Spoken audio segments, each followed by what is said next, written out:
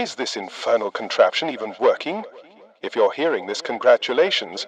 You're either a wizard or already dead and in a very bad afterlife. You're tuned into the pestilence pages, broadcasting live, or dying, depending on the hour, from the blessed year of 1348, somewhere in a very, very cursed corner of France. My name is Jean-Pierre, and if the sheer audacity of this signal from a world where bathing is still a radical concept doesn't compel you to immediately smash that subscribe button and sign up for our morbid newsletter, then perhaps you're already one of the blessed deceased. Do it now, before the next bubo pop, and tell me, if by some miracle you're not yet coughing blood, from what strange corner of the future are you listening? What year has the Almighty graced you with? And what time is this unholy transmission reaching your ears? We're taking notes for the afterlife. Now, hold your breath. It might save you, and let's get on with the grim festivities. Settle in, settle in. Find a dry spot on the dirt floor if such a thing exists in this blessed hovel I call home. You're listening to the ramblings of Jean-Pierre, your humble correspondent from the grand year of our Lord 1346. Or is it 47? The days that tend to blur into one long muddy tapestry of toil. Before the whispers from the east became screams, before the rats started looking more confident than the priests, life had its own rhythm. A rhythm dictated by the rising sun and the crack of the bailiff's whip. It was a miserable existence, to be sure, but it was our miserable existence. A predictable sort of agony, you could say. Our world was small, you see, confined by the fields we worked and the whims of our lord, the Baron de Malchance, a man whose name literally means bad luck, a fact that was not lost on us, his ever-loyal, ever-atching serfs. A good day was one where the rain didn't soak you to the bone before noon. A great day was finding a whole unblemished turnip in your pottage. Luxury, my friends, was a concept as foreign as a king who paid his taxes. We were born into muck, we lived in muck, and we expected to be buried in the same blessed muck. The church told us this was God's will, a trial to earn our place in the hereafter. A convenient excuse for the Baron's new tapestries, I always thought. The seasons were our unforgiving masters. Spring meant ploughing the heavy, unforgiving earth with an ox that looked as tired as I felt. Summer was the searing heat of the harvest, swinging a scythe until your palms bled and your back screamed in protest. Autumn brought the frantic rush to gather what little we could before the frost claimed it, and winter was the great hunger. The days grew short, the nights cold, and the food stores dwindled. We'd huddle together, man and beast, sharing the warmth of our collective misery, telling the same old stories to distract from the gnawing emptiness in our bellies. The good old days, when suffering meant a bad harvest or a lord who demanded too many chickens. Sweet, innocent times. We had no idea what suffering truly meant. We grumbled, of course. We cursed the Baron under our breath. We prayed for deliverance, for a sign that our piety was being noticed. We complained about the endless cycle of planting and reaping, of paying tithes to a church that seemed to feast while we fasted. But there was a strange comfort in the predictability of it all. The sun would rise, the cock would crow, and another day of back-breaking labor would commence. It was a life sentence, but at least we knew the terms of our imprisonment. Our diet, you ask? A feast for the senses it was not. Bread, dark and coarse, was the cornerstone of our existence. So much so, we called it pain. A fitting name, I assure you, accompanied by a watery stew of whatever vegetables we could scrounge from our meager plots, cabbage, onions, the occasional pea. Meat was a rare treat, a fleeting memory of a festival or a fortunate poaching expedition, and even then it was likely stringy and tough, a battle for the teeth as much as a balm for the soul. Yet we savored every morsel, every drop of flavor, for we knew not when the next would come. The Lord's justice was as swift as it was arbitrary. Did your shadow cross his path at the wrong angle? A day in the stocks. Did your pig wander into his private woods? A hefty fine that would leave you destitute for a year. We were his property, as much as the land we tilled and the animals we tended. Our lives were not our own. They were a resource, to be exploited, to be spent, to be discarded as he saw fit. And yet, we endured. We found joy in the small things, a child's laughter, a shared flagon of ale at the end of a long week, the brief respite of a holy day. We feared God, we feared the Baron, and we feared the unknown that lurked in the dark woods beyond our village. But we did not fear this creeping pestilence that now haunts our every waking moment. We had not yet learned the true meaning of terror. We had not yet seen our neighbors, hale and hearty one day, become blackened, swollen husks the next. We had not yet heard the wails of mothers clutching their dead children. A sound that will surely echo in the halls of hell itself. This new suffering, this is a different beast entirely. It is a suffocating fog, a relentless tide that consumes all in its path. So yes, call me nostalgic for the days of simple, honest misery, for the familiar ache in my bones, for the predictable hunger in my belly. It was a cruel life, but it was life nonetheless. Now I am not so sure. What we are living through, this is something else entirely. An apocalypse whispered on the wind, a divine punishment of unimaginable cruelty. And the worst part, we are only at the beginning. If this quaint little trip down memory lane, this glimpse into the simple pre-apocalyptic bliss of feudal servitude has tickled your fancy, then do yourself a favor. Don't be a serf to the algorithm. Seize your own destiny. Mark yourself as subscribed to this broadcast. For the love of all that is holy or unholy at this point, click that button. The stories I have yet to tell, they are far, far darker than a bad harvest, and you, my friend, will want a front row seat to the end of the world. Trust me. Come closer to the fire, friend. The nights are growing colder, and not just from the autumn chill. There's a frost creeping into our bones that no hearth can warm. You're tuned once more to the grim broadcast of Jean-Pierre, your faithful correspondent from the edge of oblivion. The year is 1347, a year that will be etched onto the soul of Christendom in letters of fire and pus. I told you before of our simple, predictable misery. What I wouldn't give for that familiar ache now. The predictable cruelty of the Baron seems like a fond memory compared to the silent, indiscriminate cruelty that drifted in on the sea breeze. It all started as whispers, you see, rumors carried by merchants with wide, haunted eyes and sailors who'd seen too much. They spoke of a great pestilence in the east, a plague that emptied cities and struck down khans in their opulent tents. We heard these tales in the market, traded over watered-down ale, a sickness from Cathay, from the land of silks and strange spices. We laughed, of course, laughed it off as another fantastical tale from beyond the horizon. The East was a place of myth, of monsters and magic. A plague that could kill in a day? As likely as a talking donkey, we thought, and far less useful. The stories, however, refused to fade.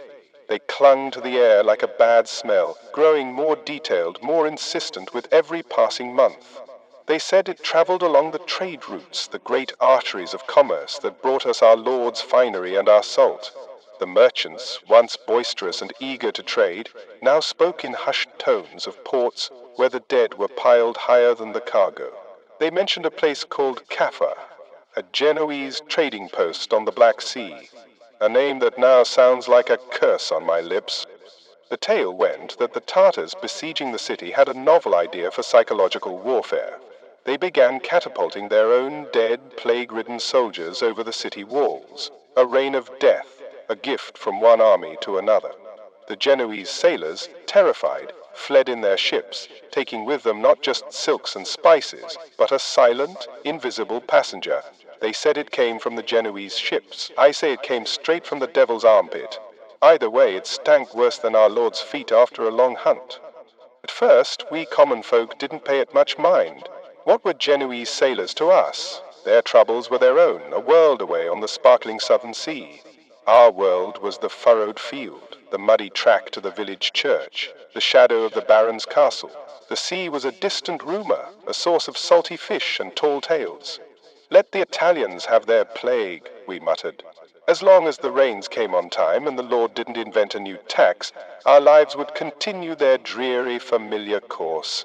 Oh, the sweet, blissful ignorance of a fool. Then the whispers got closer.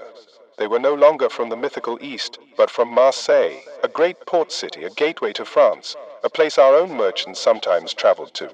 The stories from there were no longer third-hand accounts from exotic lands. They were raw, they were immediate. They spoke of ships arriving with crews of dead and dying men. of a harbor suddenly falling silent, the usual cacophony of trade replaced by the tolling of funeral bells. So many bells, they said, that they eventually just stopped ringing them. There weren't enough living hands left to pull the ropes. Still, there was a disconnect. Marseille was far, a long and arduous journey from our little patch of dirt. It was a city problem, a problem for the rich, for the sailors, for those who meddled in the affairs of the wider world. Surely such a thing couldn't travel inland. It was a disease of the sea, of the crowded, filthy ports. It couldn't possibly find its way to our humble, God-fearing village. God wouldn't allow it. He was busy, of course, keeping the universe in order, but surely he'd have time to smite a little pestilence before it bothered us. The first sign that we were wrong, fatally wrong, came with the refugees. Not an army of them, just a trickle at first. A merchant family from the south, their faces etched with a terror I had never seen before. They spoke of a sickness that started with a fever and a headache, nothing more than a common cold.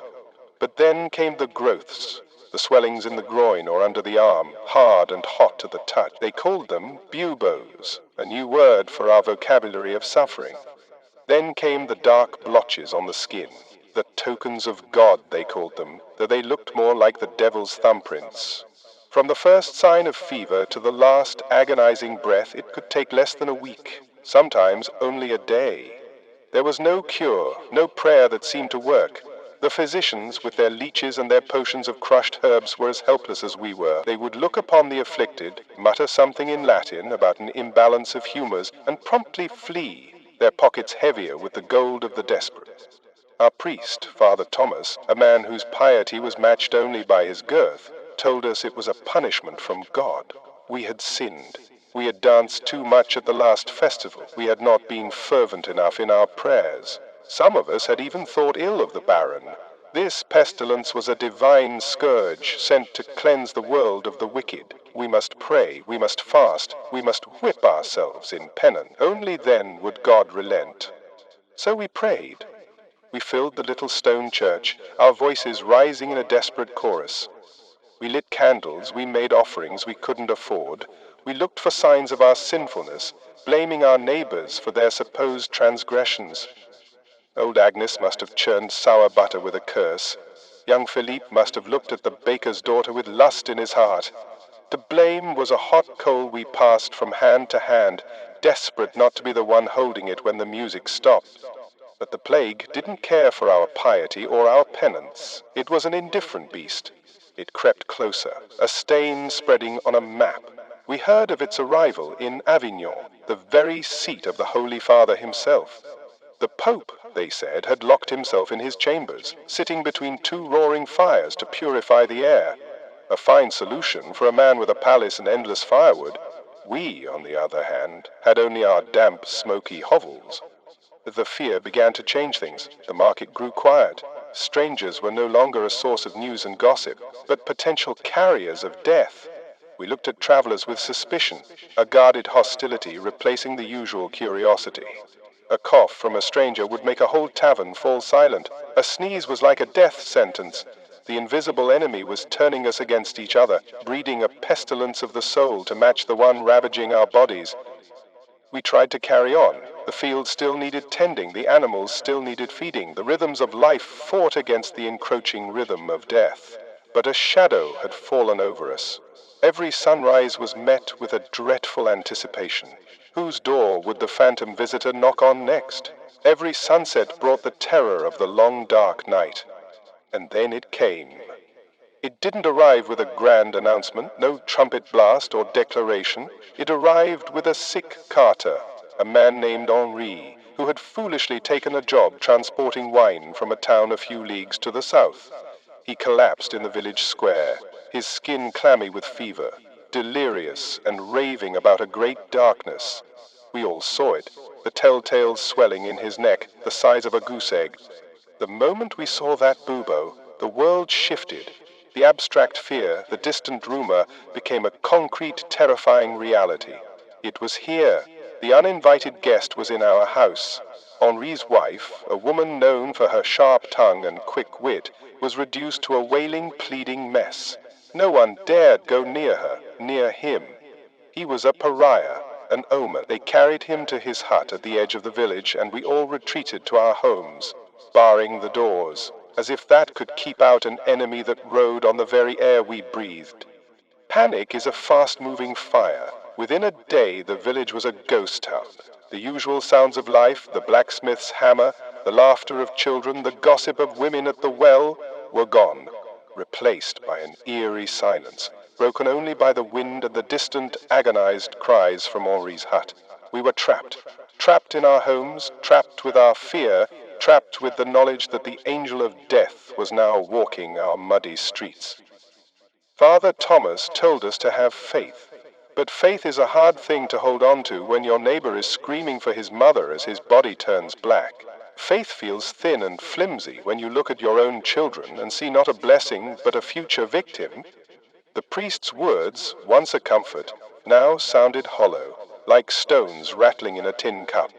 The Baron, our great and noble lord, he and his family had already fled. The moment the news of Henri's collapse reached the castle, they were gone, packed their silks and their silver, and rode for one of their more isolated hunting lodges, leaving us to our fate. So much for the feudal contract. He was our protector in name only. When the wolf was truly at the door, the shepherd ran faster than the sheep. We were alone, abandoned by our Lord, seemingly abandoned by God. We eyed each other with suspicion. Did my neighbor cough this morning? Did his child look flushed? The social fabric of our village, woven over generations of shared hardship, began to unravel with terrifying speed. Every man became an island, surrounded by a sea of potential death. The smell came a few days later, the sweet, cloying stench of corruption drifting from Henri's hut. His wife had also fallen silent. We knew what it meant. No one dared to go and check. The hut became a monument to our terror, a place we would walk leagues to avoid. We were living on a precipice, and the ground was crumbling beneath our feet. This wasn't the clean, noble death of battle, the kind the minstrels sing about. This was a foul, degrading end. It stripped you of your dignity, turned your body into a grotesque parody of itself. It was a death that made a mockery of life, of faith, of everything we thought we knew. The whispers from the sea had become a deafening roar in our own backyard. And this, my friends, was just the beginning. The first drop of a torrential downpour, the first note in a symphony of screams. The arrival of the guest was one thing. Living with it, watching it settle in and make itself at home was another thing entirely. A chapter of horrors I am not sure I have the strength to recount. But I will. For as long as I have breath in my body and a fire to keep the rats at bay, I will bear witness.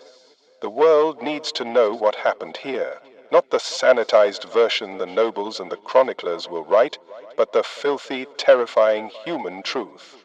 The story of the common man staring into the abyss.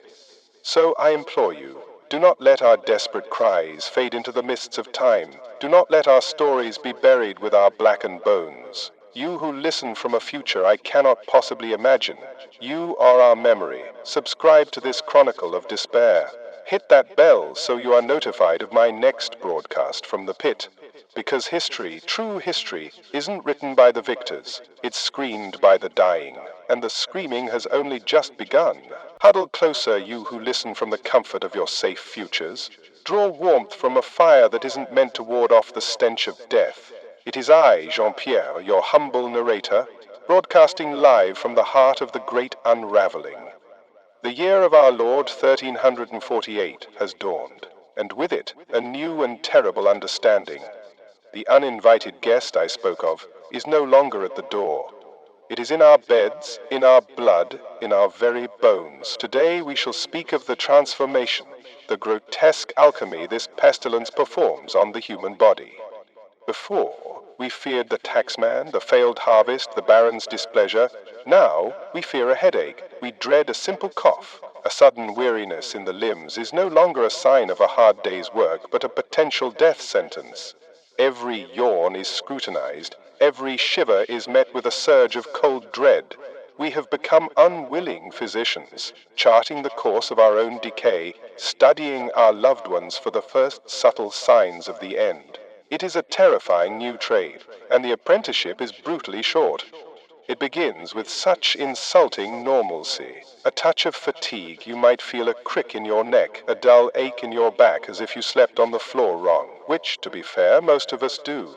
You might feel a sudden chill, the kind that makes you pull your thin tunic tighter around your shoulders, cursing the drafty walls of your hovel. You dismiss it. It is nothing. It is the damp. It is the hard labor. It is life. But then the chill returns with a vengeance, and it brings friends. The fever arrives like a thunderclap. One moment you are complaining of a chill, the next you are burning from the inside out. It is a malevolent fire that scorches your skin and boils your thoughts.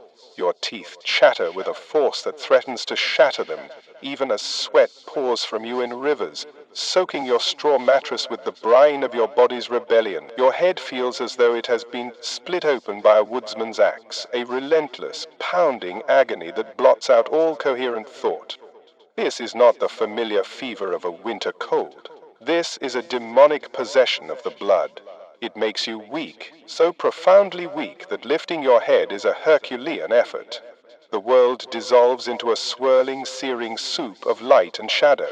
You call for water, your throat a desert of cracked earth, but the moment it touches your lips, your own stomach betrays you, heaving it back up with violent, gut-wrenching spasm. Then comes the pain. Not just the headache, but a deep, roving agony that settles in your limbs. It feels as though your bones are being twisted by some unseen torturer. Your joints scream in protest. There is no comfortable position. Lying down is agony. Sitting up is impossible. You are trapped in a cage of your own flesh, and every inch of it has been set aflame. The groans that escape your lips sound like they belong to a stranger, a beast being slaughtered. And then, amidst this symphony of suffering, you feel it. A new sensation, a tender spot, usually in the groin or under the arm or perhaps on the neck just beneath the jaw. You touch it, and a jolt of exquisite pain, sharp and electric, shoots through you. It is small at first, no bigger than a bean, a lump, and in that moment you know. The whispers, the rumors, the sights you have tried so desperately to ignore, they have all come home to roost, right here in your own flesh. First a headache, then a fever, then a lump the size of a pigeon egg, then two. Then you start counting your blessings because you won't be counting much else for long. This lump, this bubo as the learned men call it, is the plague's calling card. It is the devil's own signet ring, pressed into your body to mark you as his property. Finding one is a moment of pure, undiluted terror that eclipses all the physical pain. It is the moment hope dies. The bubo does not remain a quaint pigeon egg for long. It grows with an unnatural speed, swelling over the course of a day or two to the size of a small apple, sometimes even a loaf of bread. The skin over it stretches thin and tight, turning a bruised, angry purple, then a dead, terrifying black. It is a miniature volcano of pestilence, gathering its strength, radiating a heat that you can feel from inches away. To touch it is to know the purest form of agony. To see it on someone you love is to have your heart ripped from your chest. My neighbor Mathieu, a man strong enough to wrestle a stubborn ox into submission, found one in his groin. He tried to hide it, of course. For a day he worked in the fields, his face a mask of sweat and pain. But the limp gave him away. By evening he couldn't stand. His wife, Elodie, found the swelling. The shriek that escaped her lips was a sound I will carry with me to my own grave. It was not a cry of sadness, but of stark, animal terror. We watched, helpless, from across the path. We saw Elodie try to tend to him, her hands trembling. She bathed his head with cool water, but the fire within him was too strong. We heard his delirious ramblings as the fever cooked his brain. He spoke of demons crawling on the walls, of rats with human faces whispering his name. He cursed God, then begged for his forgiveness in the same breath. It was the sound of a soul being torn apart. And the buboes were not always the end of the performance. For many, the show had a grand finale. Small dark spots, like lentils, would begin to appear all over the body. They called them God's tokens, but they were no gift from heaven. They were a sign that the poison had overwhelmed the blood, Once these tokens appeared, the end was not just near, it was a matter of hours. The body was surrendering, the battle was lost. For some, the pestilence chose a different path, a more intimate form of destruction. It would bypass the buboes and go straight for the lungs. The fever would be accompanied by a racking cough, a cough that shook the entire body. At first it was dry, but soon the victim would begin to cough out blood, bright and frothy. The air around them would become thick with a spray of pinkish death. This was the most feared form, for the learned men whispered it could spread from person to person through the very act of breathing. We have become experts in the cartography of death. We know the terrible landmarks, the fever, the bubo, the tokens, the bloody cough. We have learned the brutal timeline. 3 days, 4 if you are strong or unlucky. 5 is a miracle, from the first shiver to the final rattle in the throat. The journey is swift and merciless. It is a sprint towards oblivion, and we are all unwilling participants.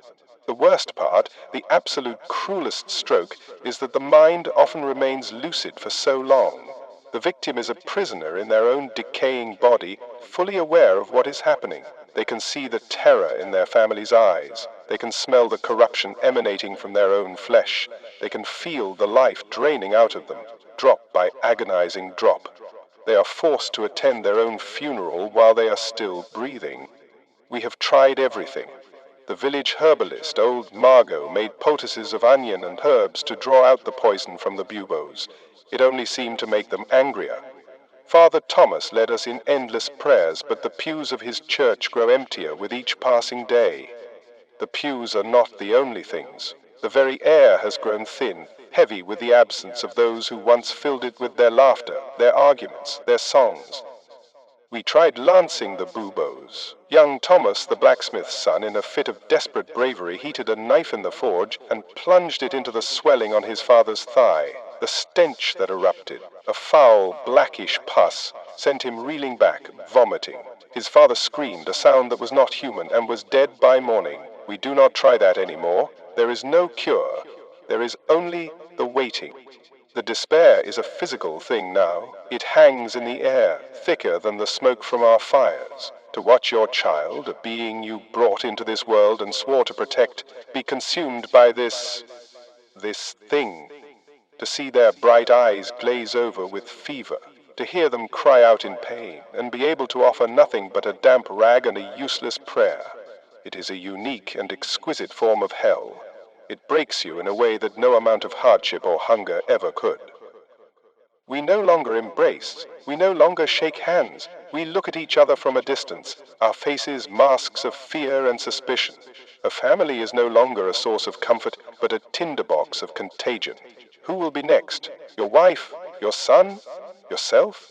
We lie down to sleep at night, not knowing if we will wake up, or if we will wake up to find the person beside us burning with the telltale fever.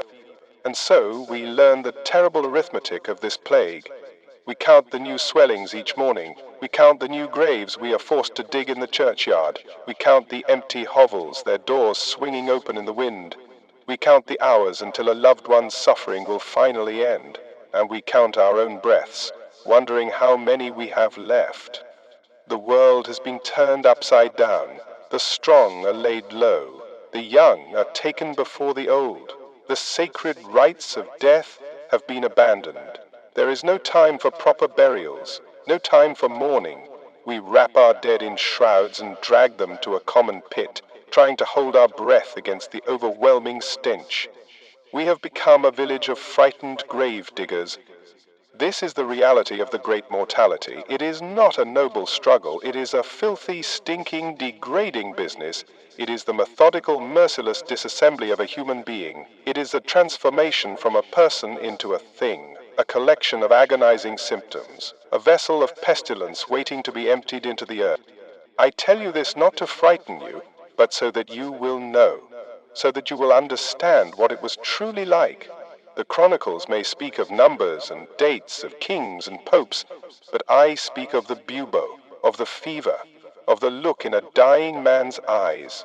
This is the history written on the body, in the blood, on the soul. If you are still with us, if you have not run screaming from this broadcast, if you are not at this very moment scratching suspiciously at your own armpit, then you are a brave soul, and brave souls must stick together.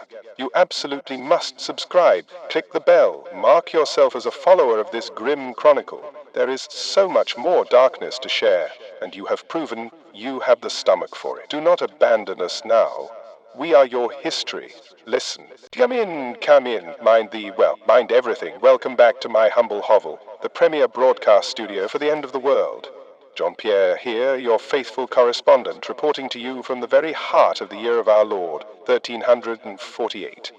Tonight, I want to talk about our other neighbors, the ones who don't pay rent, who don't tithe to the church, and who have been here longer than the Baron himself.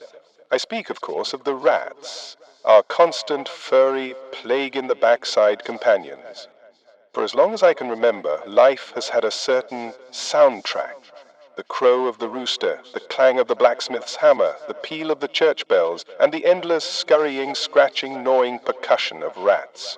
They have always been our shadow population, a second village living within the walls and under the floors of our own. They were a nuisance, a pest, a constant drain on our meager grain stores. We hated them, of course, but it was a familiar, low-level hatred, the kind you have for a tooth that always aches, or for the endless rain in spring. We had an understanding, you see, a sort of unspoken treaty. We would leave out scraps, not intentionally, mind you, we weren't that generous. And they would, for the most part, have the decency to conduct their thievery in the dead of night. You'd hear them, a frantic scrabbling in the thatch above your head as you tried to sleep. You'd see their ghostly grey shapes flitting across the moonlit floor. You'd curse them, throw a shoe in their general direction, and then go back to your miserable slumber. It was a rhythm, annoying but predictable. But since the great mortality has taken up residence, our furry little tenants have changed. Their behavior has become erratic, unsettling. The old treaty is broken. They are bolder now, more brazen. They no longer wait for the cover of darkness. They scurry about in broad daylight, their beady little eyes seeming to hold a new kind of intelligence, a new kind of purpose. It's as if they have urgent business to attend to, appointments to keep in the hovels of the sick and dying. Oh, the rats. Always underfoot, always a curse upon the house. But now they're just extra busy. They seem to be thriving in our despair, energized by our suffering, scurrying from one plague house to the next as if on a grand tour of human misery, running about, delivering little bundles of joy straight to your doorstep and your armpit. They are no longer just thieves of grain, they seem to be couriers of something far more sinister, though for the life of us we cannot fathom what. We see them now in places we never did before. A fat one perched brazenly on the church altar, nibbling at a discarded communion wafer. A whole family of them feasting on the remains of a pottage pot, left abandoned in a dead family's home. They seem to have no fear of us anymore. Or perhaps they sense that we have far bigger things to fear than them. They are the lords of this new, quiet world we inhabit, the kings of our charnel house. It's the sheer number of them. Before you might see one or two, now they move in swarms, flowing like a grey river through the deserted pathways of our village. It's as if the pestilence has called them forth, an army of vermin summoned to witness our demise. Some of the old women whisper that they are not rats at all, but demons given physical form, sent to torment us in our final days. Honestly, given what I've seen, it's as good an explanation. And the dying ones. That is perhaps the strangest thing of all. We find them sometimes lying in the open, twitching and weak. A rat dying of sickness? It seems absurd. They are the very picture of filth and resilience. To see one laid low, its fur matted, its breathing shallow, is an unnatural sight. Old Margot, the herbalist, saw one spinning in circles in the village square before it collapsed. She made the sign against evil and declared it a terrible omen. As if we needed another one. Of course, we blame them for everything we can think of except the one thing that truly matters. We curse them for the gnawed hole in the burial shroud. We curse them for the noise they make in a house where a man is trying to die in peace. We curse them for stealing the poultice of herbs left on a bedside, as if that useless bundle of weeds was ever going to work anyway. We direct all our helpless rage at these furry, visible targets because the true enemy is invisible, intangible. And the fleas, another of life's constant companions. We are born into a world of fleas. We live with their incessant biting. We die with their kin feasting on our cooling bodies. A flea bite is as common as a blade of grass. Annoying, itchy, a small misery to add to the great pile of other miseries. We scratch and we curse, but we think nothing more of it. How could we? To think that this tiny, insignificant pest, the passenger on the passenger, could be the very arrow of God's wrath. It is a thought too fantastical, too insane to even contemplate. It is a terrible irony. We look to the heavens for a cause, blaming the alignment of the planets, a vengeful god, or a poisoned wind from the east. We look to our neighbors, blaming sin and impiety. We look for grand cosmic reasons for this grand cosmic suffering. All the while, the true culprit is nesting in our grain sacks, scurrying over our feet and sending its tiny blood-sucking heralds to deliver our death warrants. The answer isn't in the stars, it's in the straw on our floors. I saw something that will haunt me forever last week. Young Thomas the blacksmith, who had survived the plague that took his father, was sitting on the stoop of his silent forge. He was thin, haunted, a ghost in his own life. A large rat, bolder than any I have ever seen, scurried right up to him. Thomas, in a fit of rage, swung a hammer at it, but he was too slow, too weak. The rat darted away, but not before it seemed to pause and look back at him. I swear on my soul, it looked like it was mocking him. The rats have become a barometer of death. When you see them abandon a hovel, you know the inhabitants are already gone. When you see them swarming towards a door, you know that the people inside will be gone soon. They are the first to arrive and the last to leave. They are the scavengers of our sorrow, growing fat on our demise. They will inherit our village, our homes, our world. Father Thomas, in his sermon last Sunday, delivered to a congregation of 6 shivering souls, declared the rats to be a plague upon a plague, a sign of the deepest corruption. He said they were born of the filth of our sins. He called for a day of prayer and fasting to beseech the Lord to deliver us from the vermin. The fasting part at least is easy. There is barely anything to eat anyway, thanks in no small part to our fairy friends. We try to fight back, of course. We set traps, crude deadfalls of wood and stone. We get a few, but for every one we kill, 10 more seem to attend its funeral. Our efforts are like trying to empty the sea with a spoon. It is a futile, hopeless gesture that only serves to deepen our despair. The rats are winning. They are better at this game of survival than we are. There's a black humor in it, if you can stomach it. We, the masters of creation, the pinnacle of God's work, brought low by a creature we have scorned and kicked for centuries. We who have built castles and cathedrals are being undone by a pest we cannot even be bothered to name properly. They are all just rats to us, and they are killing us all. The silence they leave behind is the most chilling part. A house that was once filled with noise, with a family, suddenly goes quiet, and in that quiet a new sound emerges. The frantic, triumphant scratching and scurrying of the rats, claiming their new territory. It is the sound of our erasure. We don't understand. We simply don't have the pieces to put this puzzle together. Why does the plague strike one house and not the one next to it? Why does it spare a sinner and take a pious child? It feels random, arbitrary, like the malevolent whim of a mad god. We see the rat running from the plague house to the healthy one, and we just see a rat. We feel the flea bite, and we just feel an itch. The connection is a leap of imagination that we are simply not equipped to make. So we continue to live with them, our executioners. We sleep with them in our walls. We eat with them under our floors. They are closer to us than our own kin, more intimate with our daily lives than the priest or the baron. They know our habits, our fears, our sicknesses. They are the silent, all-seeing witnesses to our extinction. I found a dead one in the water bucket this morning, floating there, its fur slicked down, its long tail curled. My first thought was one of weary anger. Now the water was fouled, and I would have to make the long walk to the well. My second thought was a flicker of satisfaction. Good, one less. It never occurred to me to wonder what sickness it carried, or what tiny passengers might have abandoned its cooling corpse to seek a warmer host. The arrogance of it all. We thought we were the center of the world, the focus of God's great drama. This pestilence we assumed was about us, our sins, our redemption. It never occurred to us that we might just be collateral damage in a war between rats and their fleas. That our apocalypse might be nothing more than a footnote in the history of vermin. I can hear one now, in the thatch above my head, chewing, planning its next foray, its little heart beating fast. It is more alive than I am, more full of purpose. It has work to do, deliveries to make, a world to inherit. So, listen to the scratching in the walls of this broadcast. It is the sound of history, the real, dirty, unseen history.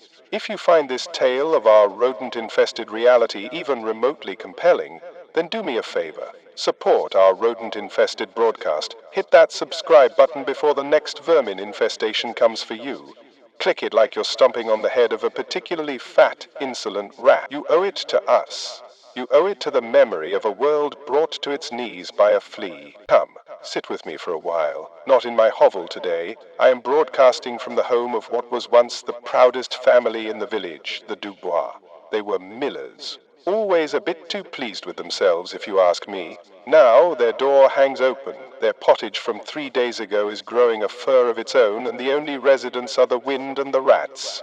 This, my friends, is what the end of the world looks like. Not a bang, but a slow, silent emptying. Welcome back to the official chronicle of God's great forgetting, in this, the year 1348. Do you remember when I spoke of our predictable misery, of the rigid order of things?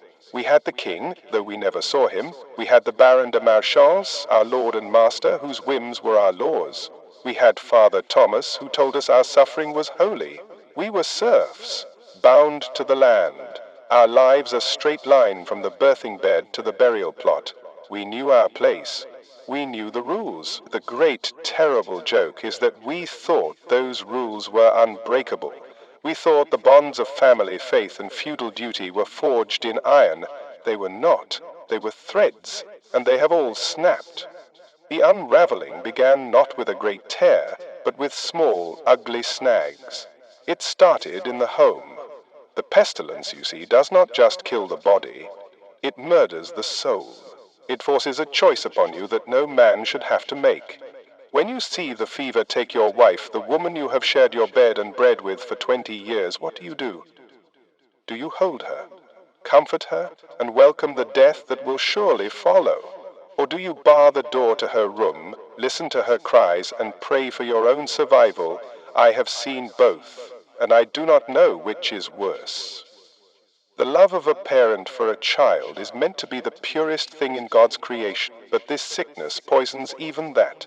I saw old Gerard, a man who doted on his son, his only heir, a boy named Leo.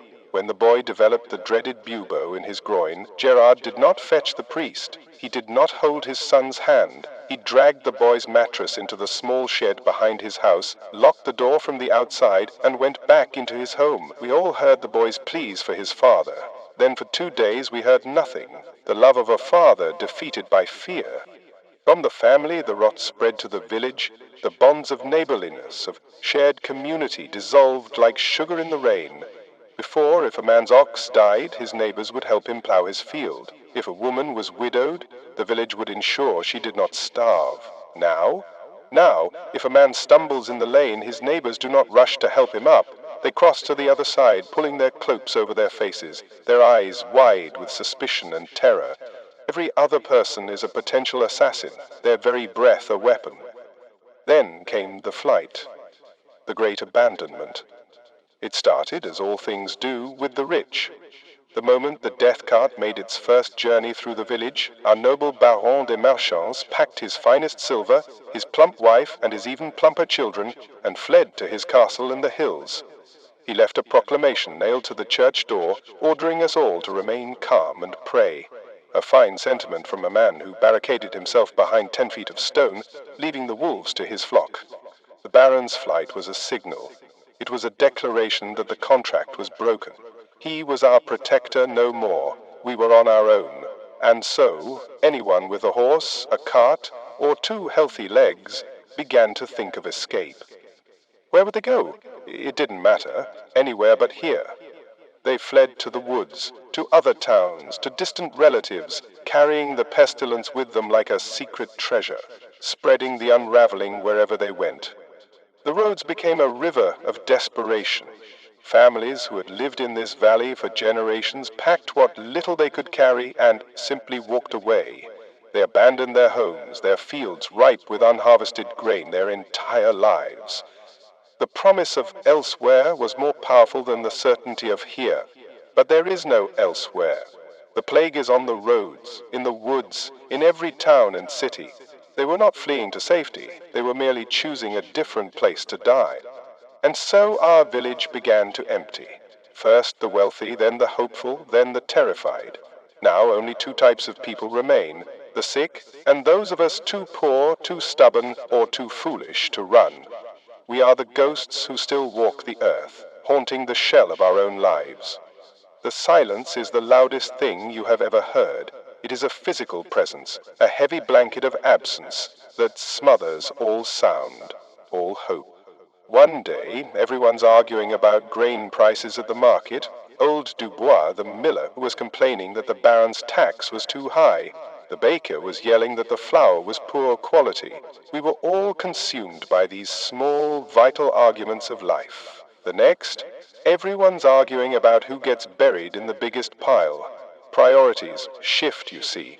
The price of bread doesn't matter much when no one is alive to eat it. The old world with its old problems seems like a distant, childish dream. The law is dead. It fled with the baron. Who is there to enforce it? Who is there to punish a thief when the man he robs will be dead tomorrow anyway? The homes of the dead and the departed are picked clean. At first it was done with a semblance of shame in the dead of night. Now it is done openly, brazenly. A man will walk into his dead neighbor's house and walk out with a cooking pot, and no one will say a word. What is the point? We are all just borrowing things from the dead. The most sacred rituals have been abandoned. A proper Christian burial was once the right of every soul. It was our final comfort, the assurance of passage into the next world. There was the wake, the procession to the church, the mass, the careful interment in holy ground. Now, death is a logistical problem. The churchyard is full. Father Thomas, God rest his soul, he stayed until the end, could not keep up. He died last week, clutching his rosary, a bubo the size of an orange on his neck. Now we have the death carts, a new profession for a new world. Men, often drunk and hardened to the horror, go from house to house, calling out, "Bring out your dead." Their voices are the new church bells. The bodies are piled into the cart like sacks of grain, with no ceremony, no dignity. Men, women, children, all jumbled together in a tangle of limbs. They are taken to a great pit dug in the fields beyond the village and tipped in, and blessed, unnamed, unremembered. This is the ultimate abandonment. We are abandoned by our lords, who swore to protect us. We are abandoned by our priests, who swore to guide us. We are abandoned by our neighbors, who are consumed by their own fear. Many of us feel abandoned by God himself, who seems to watch this horror unfold with a deafening silence. The pillars that held up our world have crumbled to dust. And in this new world, this lawless, godless chaos, strange things happen. Some people have given themselves over to utter despair, drinking what little ale is left and fornicating in the streets, believing the end is nigh. Others have become fanatically pious, whipping themselves as they walk through the village, their backs a bloody mess, screaming for God's mercy. It seems madness is the only rational response to a world that has gone mad. Some men, like myself, simply watch. We observe the great unraveling, the deconstruction of everything we held to be true. I see young children, now orphans, wandering the streets, their eyes old and empty. They do not cry. I think they have forgotten how. They are wild things now, surviving on whatever they can steal, sleeping in the haylofts of abandoned barns. The very concept of time has changed. The seasons still turn, the sun still rises and sets, but the human rhythms are gone. There is no planting time, no harvest time. There is only the time before the sickness, and now. We measure our days not by the sun, but by the number of new bodies we see in the lane. We are living in a state of suspended animation, waiting for the end. The fear is constant. It is the air we breathe, the food we eat, the water we drink. It is a cold, hard knot in the pit of the stomach that never goes away. We start at every sound, we flinch at every shadow. We eye our own family members with suspicion. Is my daughter's flush from playing, or is it the fever? Is my husband's weariness from work, or is it the beginning? What does it mean to be a man, a husband, a father, when the structures that give those words meaning are gone? What is a village without villagers? What is a community without communion? These are the questions that haunt my waking hours and plague my dreams. We are not just dying, we are being unmade. I stand here in the miller's silent house, and I see the ghosts of the old world. I see the arguments about prices, the laughter of children, the pride of a man in his work. It all seems so impossibly distant, like a story from another land, another time. It is a world that was stolen from us, and we did not even realize it was gone until we looked around and saw nothing but the ruins. This is the great truth of the pestilence. It has shown us that our society, our civilization, our entire way of life was built on a lie. The lie was that it was strong. The lie was that it was ordained by God. The truth is that it was fragile, a house of cards, built on a foundation of mud, and the first ill wind has blown it all away. So, I will continue to speak into the void. I will chronicle the fall. I will be the memory of this place, of these people, of this great and terrible unraveling. Because if no one tells our story, it will be as if we never existed at all, and that is a fate worse than even this death. If you are listening, if my words are reaching you across the chasm of time, then you have a duty. You have a duty to remember. Help us keep broadcasting these uncomfortable truths from the heart of the abyss. Don't let the silence win.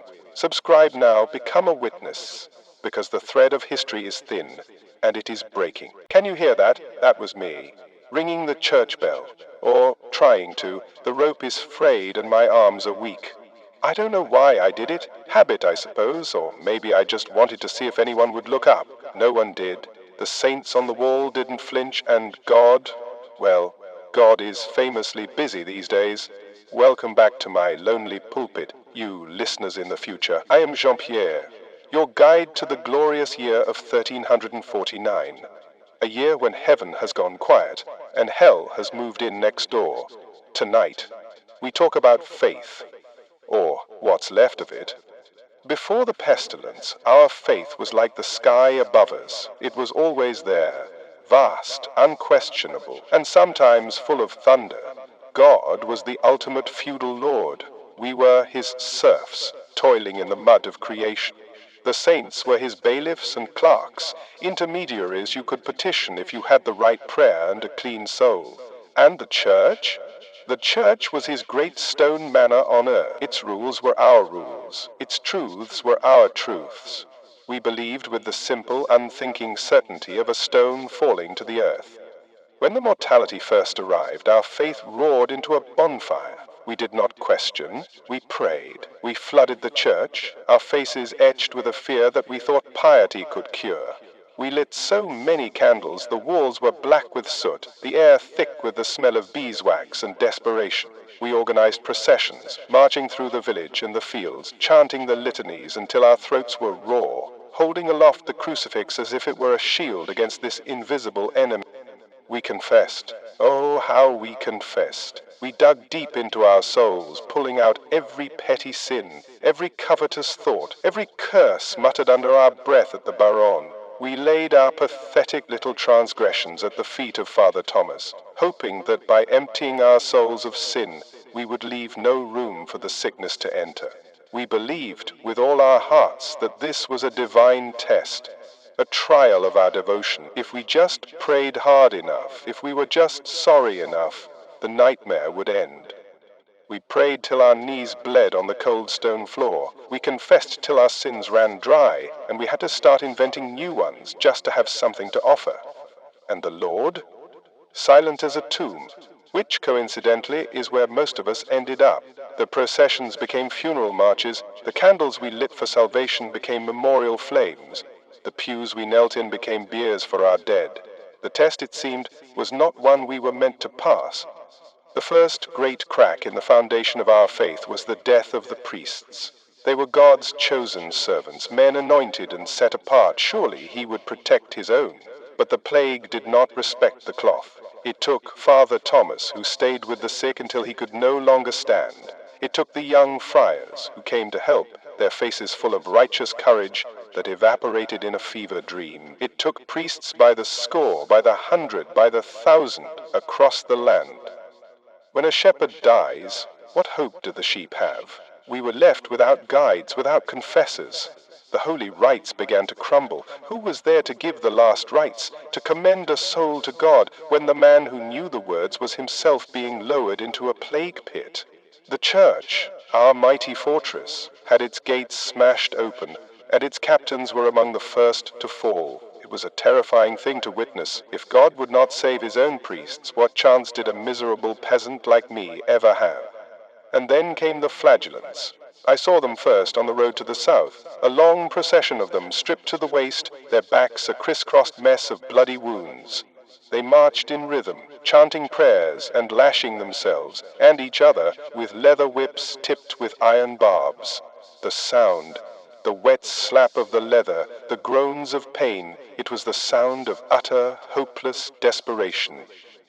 They believed the plague was God's wrath, a fury so immense that only an equally immense penance could appease it. They believed the prayers of the church were too soft, too weak. They took it upon themselves to punish the flesh, to offer their own blood as a sacrifice, to turn away the divine anger. They were a terrifying, mesmerizing sight, a river of holy madness flowing through a dying land. At first we thought they were the holiest of men. Some villagers even joined them, caught up in the fervor, believing this was the only path left. They would arrive in a village, circle the church, and begin their ritual of castigation. The blood would fly, splattering the walls and the onlookers. They sang hymns of sorrow and doom, their voices rising in a crazed chorus. For a moment it felt like something was being done, a grand, dramatic gesture in the face of God's silence.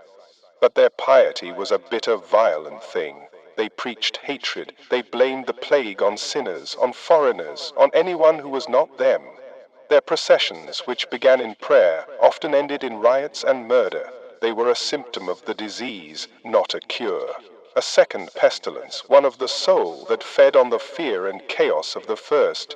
They were the ultimate proof that our faith had broken. We were no longer seeking God's mercy, but trying to bribe his wrath with blood.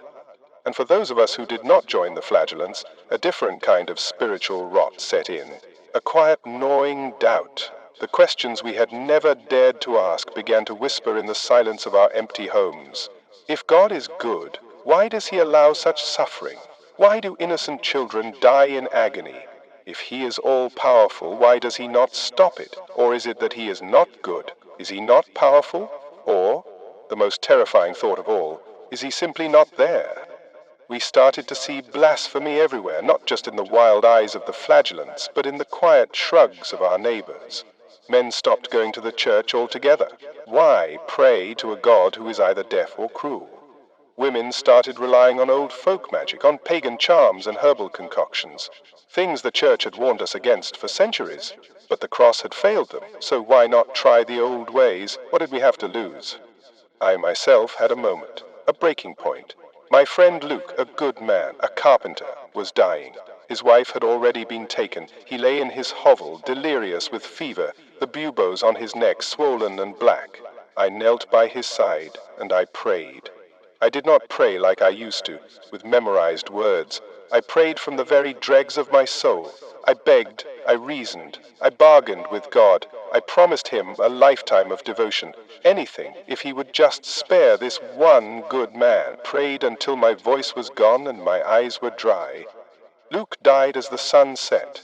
He died horribly, choking on his own blood. And as I stumbled out of his hovel into the twilight, I looked up at the empty sky and I felt nothing. Not anger, not sadness, just a profound, hollow emptiness.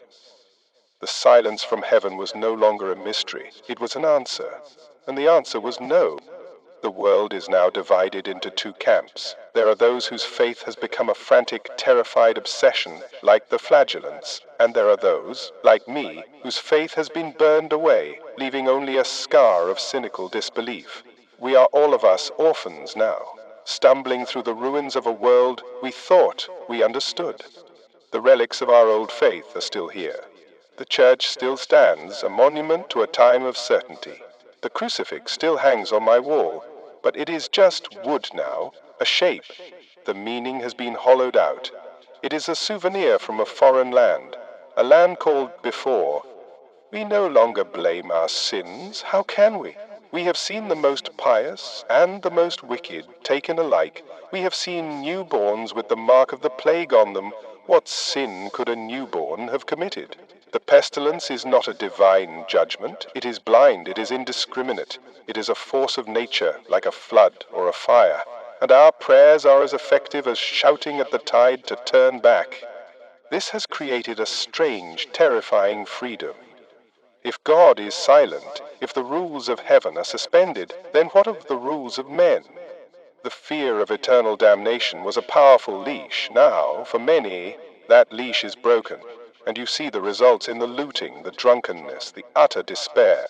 When there is no hope of heaven, and hell is already on earth, why not do as you please? We are adrift in a sea of meaninglessness. We were told our lives had a purpose, that our suffering had a divine reason. Now, we are faced with the possibility that it is all for nothing, that we are simply born to suffer and die for no reason at all, other than the misfortune of being in the path of a disease. It is a truth so bleak it can drive a man mad. And so we look for answers in the bottom of a wine jug, or in the frenzied whipping of our own backs, or in the cold, hard logic that there are no answers to be found. The great tapestry of faith that once warmed our world has been shredded, and we are all left shivering in the cold. I still go to the church sometimes. I sit on the dusty pews and look at the stained glass windows, at the stories of saints and miracles, and I wonder, was it ever true? Or was it just a story we told ourselves to keep the darkness at bay? A beautiful lie to make the suffering bearable. The darkness is here now, it has a name, and it has a face. And the old stories are no longer strong enough to hold it back. We need new stories now. Or perhaps no stories at all. Perhaps we just need the cold, hard truth. And the truth is, we are alone. So, here is my sermon for today, from the pulpit of a broken world. Faith is a beautiful thing until it is tested, and ours has been tested to destruction. If you are listening to this, and you haven't lost your own faith in humanity, or your sanity, or your will to live, then you are stronger than we were, and you must carry the story. Smash that subscribe button. Do it with the furious conviction of a flagellant, or the cold certainty of an atheist. Do it. Because these broadcasts are all the testament we have left. Do you hear that? The silence, for a moment at least. A new sound has arrived in our village, or what's left of it. It is not the sound of weeping, or of the death cart's rumbling wheel. It is the sound of a long cane tapping on the muddy ground, announcing the arrival of a new kind of carrion bird. We have prayed to God, and he did not answer.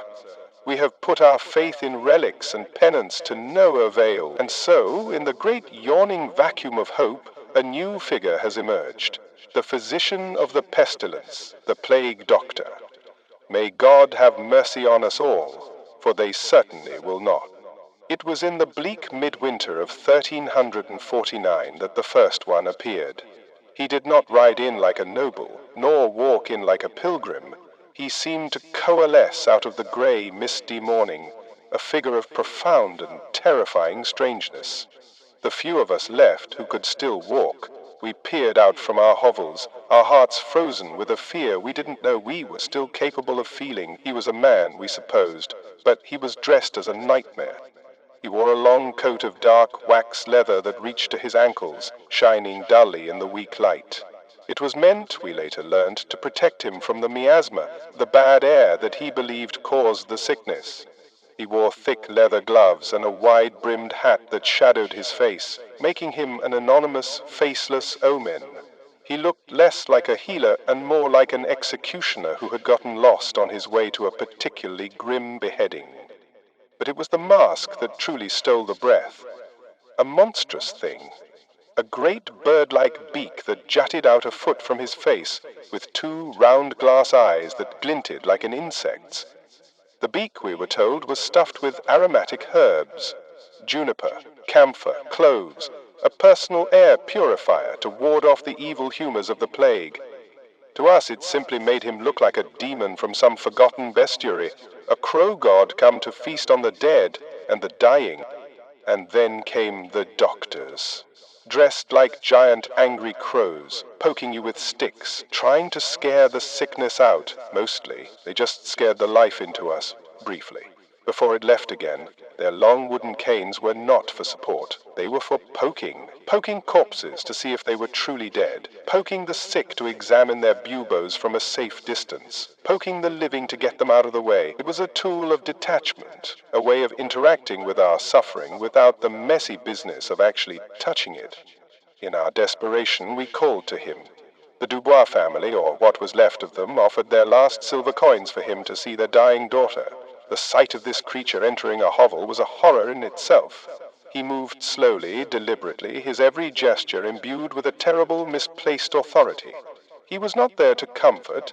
He was there to combat an invisible enemy, and the patient was merely the battlefield, a bloody, messy, and ultimately disposable battlefield. His methods were a catalogue of learned cruelty. First, he would speak of the humors, the great cosmic joke of medieval medicine. The plague, he declared, was an imbalance, too much black bile, perhaps, or the blood had grown corrupt. The cure, therefore, was simple. The corrupted humors must be removed. And so he brought out his lancets and his bowls. He would perform bloodletting on a person already weakened by fever and internal bleeding. He would open a vein and drain what little life they had left into a bowl, tutting about the dark color of their blood. If bloodletting was not his fancy, he would turn his attention to the buboes themselves. These great swollen lumps of agony, he declared, were the poison made manifest. They must be opened. He would take a heated knife, not out of kindness for the pain, but to cauterize the wound and slice open the tender blackened flesh. The scream of the patient was ignored. The foul black pus that erupted was seen as a success. "The poison is released," he would proclaim, as his patient began to tremble with the shock and agony that would surely kill them before the plague even had a chance. And the remedies. My friends in the future, you would not believe the things this man of science prescribed. He made poultices of pigeon droppings and pig lard to be smeared on the buboes. He concocted potions of crushed emeralds and powdered unicorn horn, for those who could afford it, of course. For the rest of us, it was vinegar and arsenic. A small dose, he would say, to fight the greater poison. More often than not, the only thing it fought was the patient's will to live.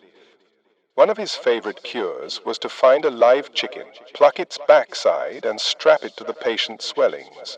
The theory, as I understood it, was that the chicken, being a simple creature, would absorb the pestilence into its own body. All it did was add the frantic squawking and scratching of a terrified bird to the symphony of suffering in the sick room. The chicken always died. So did the patient. These doctors are not healers. They are opportunists. They are second-rate physicians from the cities who saw a chance for profit in our misery, or charlatans who simply bought a scary costume and a medical book they could barely read. They charge fortunes for their services. They will take a family's last coin, their only milk cow, the deed to their land, all in exchange for a false promise and a painful death. They are a tax on dying. The terror they inspire is profound. When the tapping of that cane is heard in your lane, you do not feel a sense of hope. You feel a sense of doom. His visit is a death sentence made official. He is the ferryman, and his fee is everything you have. Children run from him. Dogs bark and then slink away, their tails between their legs. He is a walking violation of the natural order, a man dressed as a monster pretending to fight a disease sent by God. I watched him with my neighbor, Alain. Alain's son, little Pierre, was burning with fever. The doctor poked the boy with his stick, sniffed the air, and declared the boy's airs were putrid. He prescribed a treatment of placing dried toads on the boy's chest to draw out the poison. Alain, desperate, paid the man his only silver coin. The doctor placed the shriveled amphibians on the crying child, collected his fee, and left without a backward glance. Little Pierre was in the death cart by morning. We have come to see them for what they are, vultures. They follow the plague, drawn by the scent of death and money. They offer no cure, no comfort, only a collection of torturous and useless procedures that seem designed to make a man's final hours on earth as unpleasant as possible. Their very presence is an insult to our suffering, a mockery of our desperation. Some say they are necessary, that they are learning about the disease. But what are they learning? They learn how much a man will pay to save his child. They learn that a dead man cannot complain about the bill. They learn that fear is the most powerful currency of all. They are not fighting the plague. They are partners with it. We have traded a God who is silent for a doctor who is a fool. I do not know which is the crueler fate. The silence of heaven at least allows for a sliver of hope, a chance for a miracle. The arrival of the plague doctor snuffs out that hope completely, replacing it with the certainty of a painful, expensive, and utterly pointless end. And the irony, the beautiful, terrible irony, is that they sometimes survive. They walk through the houses of the dead, poking and prodding, breathing through their perfumed beaks, and they do not fall. This, to some, is proof of their skill. To me, it is proof of the devil's own luck. Or perhaps their waxed coats and herbal masks offer some small protection. Or maybe the plague simply has standard, so we avoid them. We hide our sick. When we hear the tap, tap, tapping of the cane, we bar our doors and pray they pass by. We have chosen to die with dignity, or what little of it we have left, rather than submit to their grotesque pantomime of medicine. We would rather trust the silence of God than the word of a man in a crow mask. The world has been turned so upside down that the healers have become the harbingers of death, and the disease itself seems more honest than the cure. The bubo does not lie to you. The fever does not present you with a bill. They are straightforward in their malevolence. The doctor, with his false hope and his painful remedies, is a far more insidious kind of evil.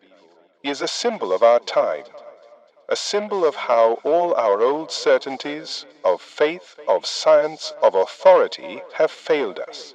The priest offers prayers that do not work, the Lord offers protection he cannot provide, and the doctor offers cures that kill.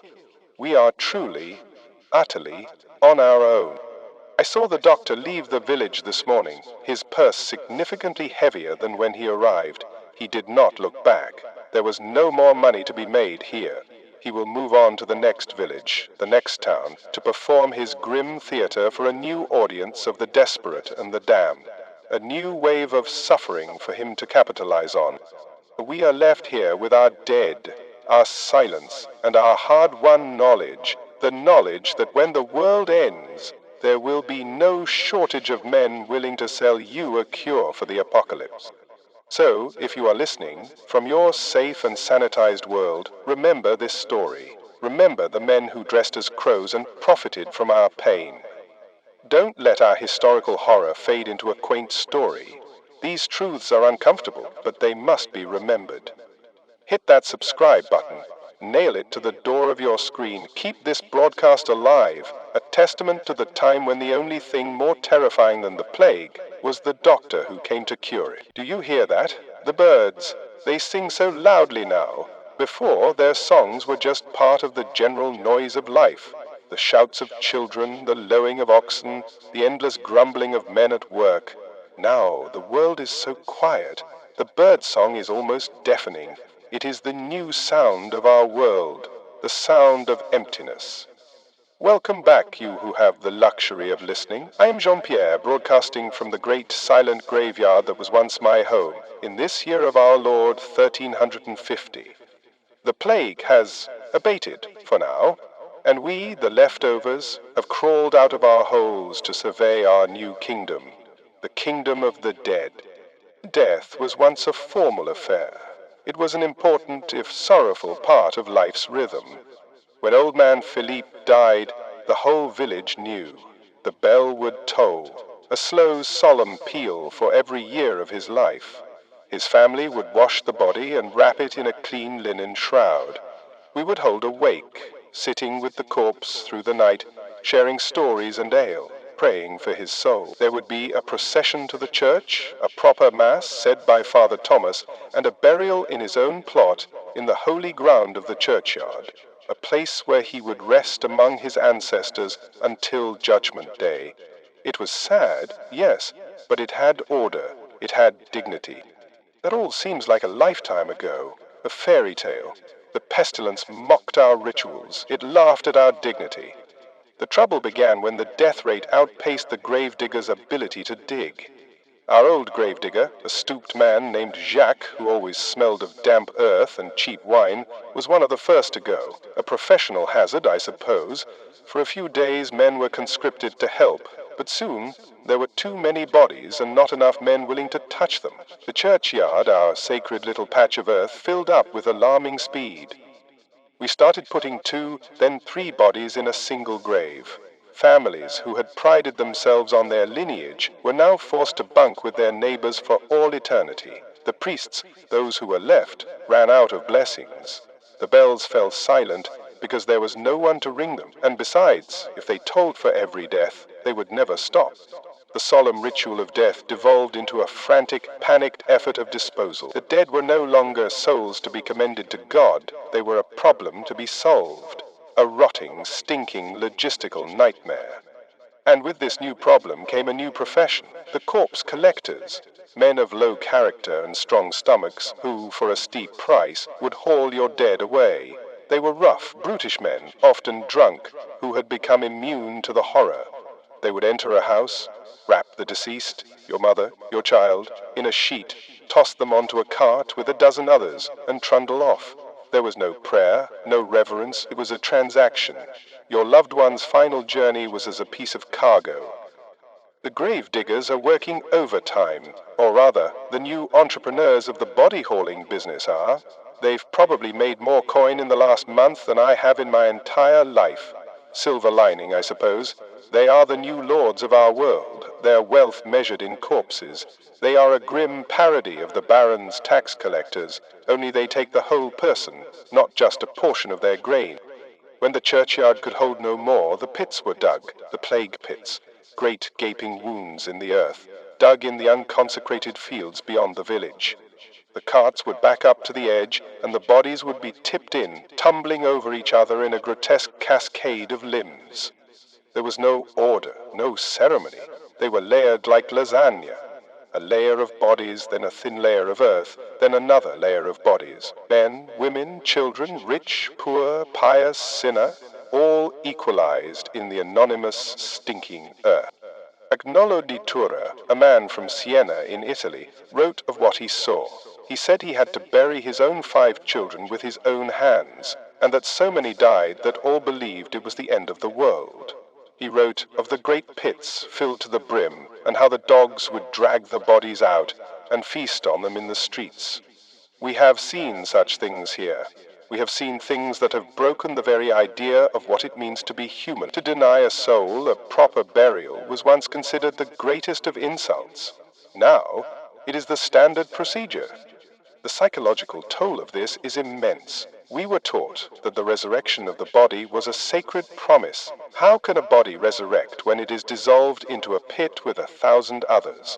When your bones are mingled with your neighbors, with a stranger's, with a cow's that fell in the pit by accident, the promise of an individual soul, an individual afterlife, seems to rot away with the flesh in those pits. We have not just buried our dead, we have buried our hope of ever seeing them again.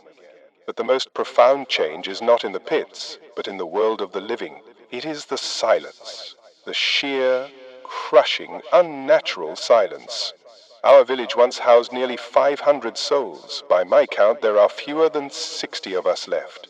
4 out of 5 are gone. Entire families wiped out. The Dubois, the millers, gone. The Chartiers, the weavers, gone. The baker, the blacksmith, the tanner, all gone. Their homes stand empty, their workshops silent. Walk with me, if you will, through my village. Here is the baker's house. The oven is cold. A family of spiders has made a home where the bread once rose. I can still smell the faint scent of yeast if I close my eyes. Over there, the blacksmith's forge. The hammer lies on the anvil, covered in a fine layer of rust, as if he just set it down to take a breath and never returned. The coals are grey and dead. The bellows are cracked and dry. Further down the lane where the children used to play, where they would kick a pig's bladder and fill the air with their shouts. Now, there is only the wind kicking up dust devils. The toys they dropped are still there, a carved wooden horse, a little doll made of rags. They are monuments to a vanished generation. There are no children left in this village, not one. The fields are a wilderness. The wheat from last season has long since rotted on the stalk. The neat rows of beans and peas are overgrown with weeds, a tangled mess. The fences have fallen into disrepair. The Lord's manor on the hill is shuttered, abandoned. The land we were once bound to, the land we bled for, is now wild and untamed. It is reclaiming itself, erasing the marks of our existence with a quiet, green indifference. There is a strange and terrifying abundance now. Before we fought for every scrap. Land was scarce, food was precious. Now I could claim a dozen empty houses as my own. I could farm 100 acres if I had the strength. There are tools for the taking, clothes in abandoned chests, pots and pans hanging by cold hearths. The world is full of things, but empty of people. It is the feast of a hermit, the kingdom of a ghost. This emptiness plays tricks on the mind. You hear things. A door creaking in an empty house, and for a moment you think someone has come home. You see a flicker of movement at the edge of your vision and think it's a person. But it's just a deer, grown bold, wandering through what was once a garden. You catch yourself about to call out a greeting to a man you have known your whole life. Before you remember, you helped carry his body to the pit 2 months ago. The social order has not just broken, it has been annihilated. The rigid pyramid of king, lord, priest, and peasant has been washed away in a tide of death. Who is my lord now? The baron is gone. Who is my priest? He is in the pit. I am a free man, I suppose. Free to do what? Free to starve in a world of plenty? Free to be haunted by the ghosts of everyone I have ever known? It is a frightening kind of freedom. The scale of it is what I cannot comprehend. It is not just our village. Travelers, the few who dare to move, tell the same story from every direction. The towns are half empty. The great cities of Paris and Avignon are boneyards. They say that in some places the wolves have come down from the hills and wander the streets at night. The world has been culled like a sick herd. We, the survivors, are a strange breed. We are marked by what we have seen. We look at each other with a kind of weary suspicion. Why did you live? Why me? Was it luck? Was it God's will? Or are we simply the toughest, the most resilient, or perhaps just the most unappetizing to the fleas? There is a guilt that comes with survival, a feeling that you are walking on the graves of better people. The landscape is a constant reminder. The empty houses are like skulls, their windows vacant eyes staring out at nothing. The overgrown fields are like untended beards on the face of a corpse, and the plague pits, though now covered with earth, exude a palpable sense of dread. The ground there is unsettled. Nothing grows quite right. It is a scar on the land that will never truly heal. We have learnt that a human being is both everything and nothing. Everything to their loved ones, a universe of stories and memories, and nothing to the pestilence, just a sack of flesh and blood to be discarded. We have seen the machinery of society grind to a halt because the people who turned the gears are gone. We are the ghosts, tinkering with a broken clock. This new world is quiet. It is empty. It is rich with the possessions of the dead, but it is a lonely, terrifying place. We are a handful of survivors in a vast, open-air tomb. We are the curators of a dead civilization, and I am its chronicler. I speak these words into the void, hoping that someone, somewhere will hear them. That the story of our great dying will not be forgotten, that the silence that has consumed our world will not consume our memory as well. So, if you are out there, in your loud and crowded future, listening to the ramblings of a lonely ghost, if you're still listening and not in a mass grave of your own, then you have a duty. Keep this signal alive. You absolutely must subscribe, acknowledge our existence, be our witness, because without you we are truly, finally, gone. There is a new sound in the village today. It is the sound of a man nailing his neighbor's door shut. A fine and charitable act, is it not? An official edict has come down from some lord or bishop hundreds of miles away, a man who sleeps on silk sheets and has never seen a bubo up close. He has decreed that to stop the spread of the pestilence, the houses of the sick must be sealed. They call it quarantine. I call it building a coffin around a living family. Welcome back to the theater of the absurd, my friends.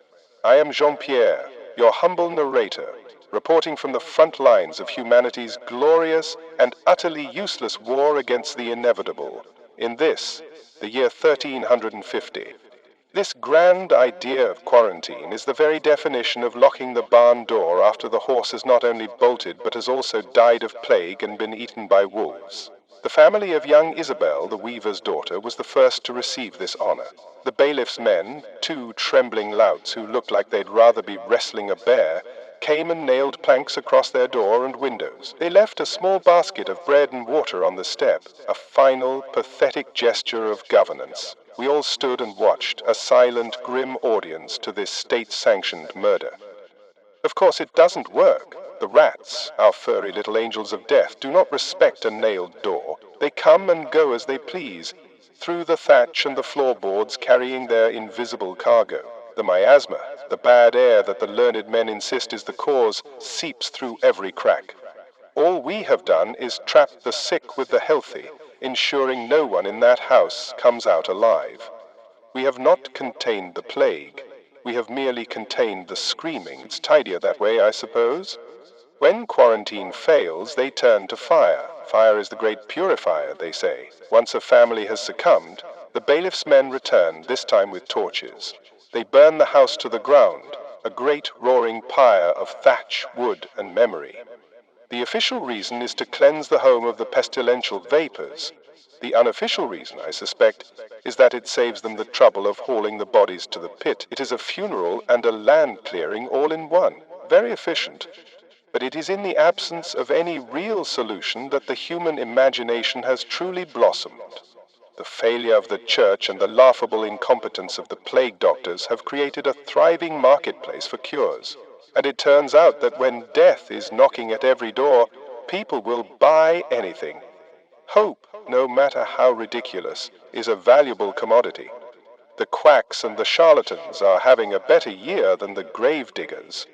It started with the simple things. The air, they said, was poisoned, so we must fight it with good smells.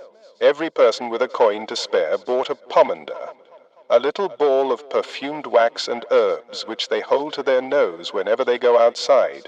The poor, like myself, make do with clutching a handful of rosemary or a pungent onion. We walk around sniffing our herbs like nervous rabbits, a village of amateur aromatherapists. The only thing it cures is the ability to smell the stench of the dead. Then there is the vinegar cure. The theory is that its sourness and purity can ward off the sickness. People are drinking it by the cupful. My neighbor Agnes drank so much she could no longer stomach bread. She spent her last days with a terrible fire in her belly, which, to be fair, did briefly distract her from the buboes. It is a testament to our desperation that we will inflict upon ourselves a guaranteed misery to avoid a potential one. And the charms. Our village has become a hotbed of superstitious commerce. Traveling monks, with eyes that are a little too shifty, sell scraps of parchment with a prayer written on them for the price of a chicken. The very word of God, they say, will protect you. Wise women from the woods sell amulets made of badger teeth and raven feathers, guaranteed to repel evil spirits. People hang these pathetic trinkets around their necks with a faith that is truly touching and utterly misplaced. My aunt swore by rubbing pigeon guts on the buboes. Didn't work. The pigeon, however, looked quite distressed. She claimed the warmth of the freshly killed bird would draw out the fever. I watched her perform this grim ritual on my uncle. He died, of course. My aunt now insists the pigeon wasn't of a high enough quality. It is always the pigeon's fault, you see, never the cure. The dietary advice is a particular source of amusement. One doctor says we must avoid all foods that are moist, for they encourage the damp humours of the plague. No fish, no fruit, no fresh vegetables. Another says the exact opposite. We must feast and be merry, drink fine wine, for a joyful heart is the best defence. So you have half the village starving themselves on stale bread, and the other half trying to get drunk. The results, I can report, are identical. Death does not seem to care about your diet. There is a truly magnificent theory that one bad smell will drive out another. This has led to the most bizarre public health initiative I have ever witnessed. On the advice of a visiting physician, the town council in the next valley ordered the citizens to spend at least an hour a day gathered around the public latrines, deeply inhaling the fumes. They believed the powerful stench of human waste would overpower the plague miasma. The only thing it achieved was to make a miserable populace even more nauseous. Some believe the cure is not in smell, but in sound. That the pestilential air is a fragile thing that can be shattered by a loud noise. Our new priest, a young, terrified boy from the north, was convinced of this. He had the church bells rung day and night, a constant, frantic, maddening clangor that echoed through the empty valley. He said it was to disrupt the conjunction of the planets. The noise didn't stop a single person from dying, but it did make everyone's last hours on Earth considerably more annoying. The lancing of the buboes continues to be a popular form of fatal treatment, but now there are refinements. One healer advocates for a poultice of tree resin and human excrement to be applied after the lancing. Another insists the wound must be washed with the urine of a healthy man who has been fasting. Finding a healthy, fasting man is, as you can imagine, a significant challenge. These are the prescriptions of a world that has lost its mind. We have become a village of desperate alchemists, mixing potions in our huts from recipes passed along in terrified whispers. A pinch of arsenic, a crushed toad, the bile of a black dog, 10-year-old wine. We drink these vile concoctions hoping for a miracle. We are poisoning ourselves in an attempt to cheat the poison. It is a race to see which will kill us first, the plague or the cure. And when the cures fail, as they always do, we do not blame the cure. We blame a lack of faith. We blame a flaw in the ingredients. Or, more often, we blame each other. The search for a cure quickly becomes a search for a culprit. Whispers abound of people poisoning the wells. Strangers are treated with open hostility. Old grudges flare into accusations of witchcraft. When you cannot fight the disease, you fight it is an enemy you can see, an enemy you can touch. The sheer variety of quackery is astounding. I have seen men who swear that sleeping with a goat in your room will save you. I have seen women who chant nonsense words over their children, believing it a spell of protection. I have seen a man who paid his life savings for a unicorn horn, which looked suspiciously like a narwhal tusk, and promptly died the next day. There is no limit to human credulity when fear is the mother. In a way, I understand it. To do something, anything, feels better than to do nothing.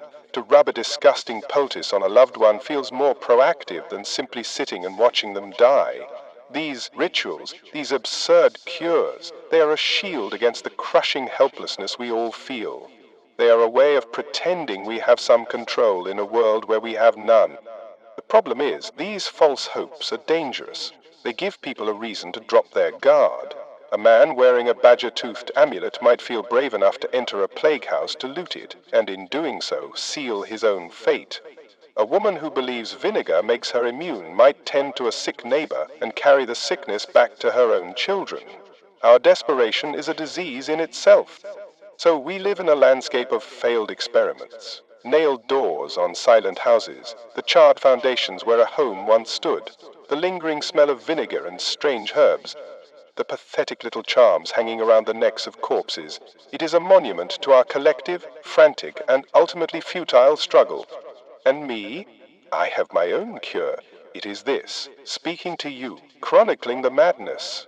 It does not save my body, but it is the only thing that seems to keep my mind from shattering, to observe, to record, to try and make some sense of the senseless. This is my amulet. This is my potion. I tell you all this not so you can laugh at our ignorance. Well, perhaps you can laugh a little, it is laughable. But I tell you so you will understand the anatomy of desperation, so you will see how quickly the veneer of civilization is stripped away when survival is at stake, replaced by a frantic scramble of magic, superstition, and blind hope. This has been another dispatch from the front lines of our medical misadventures. If my stories of poultry-based medicine and urine gargling have provided you with a moment of horrified enlightenment, then do your part. Support our ongoing chronicle of blunders. Subscribe now. Do it before someone convinces you that rubbing a live badger on your face is the key to good health. That sound? That is the sound of my axe biting into wood that is on my land. Well, not my land in the way the Baron owns his castle, but the Dubois family are all gone, and their little plot next to mine is untended. I figured their ghosts wouldn't mind if I kept the weeds down and used their wood to warm my hovel. These are the strange new times we live in, my friends. Welcome back, one last time, to my broadcast from the edge of yesterday. I am Jean-Pierre, your correspondent from the bizarre and unsettling year of 1351, where the world is turned upside down and a peasant's life is suddenly worth something.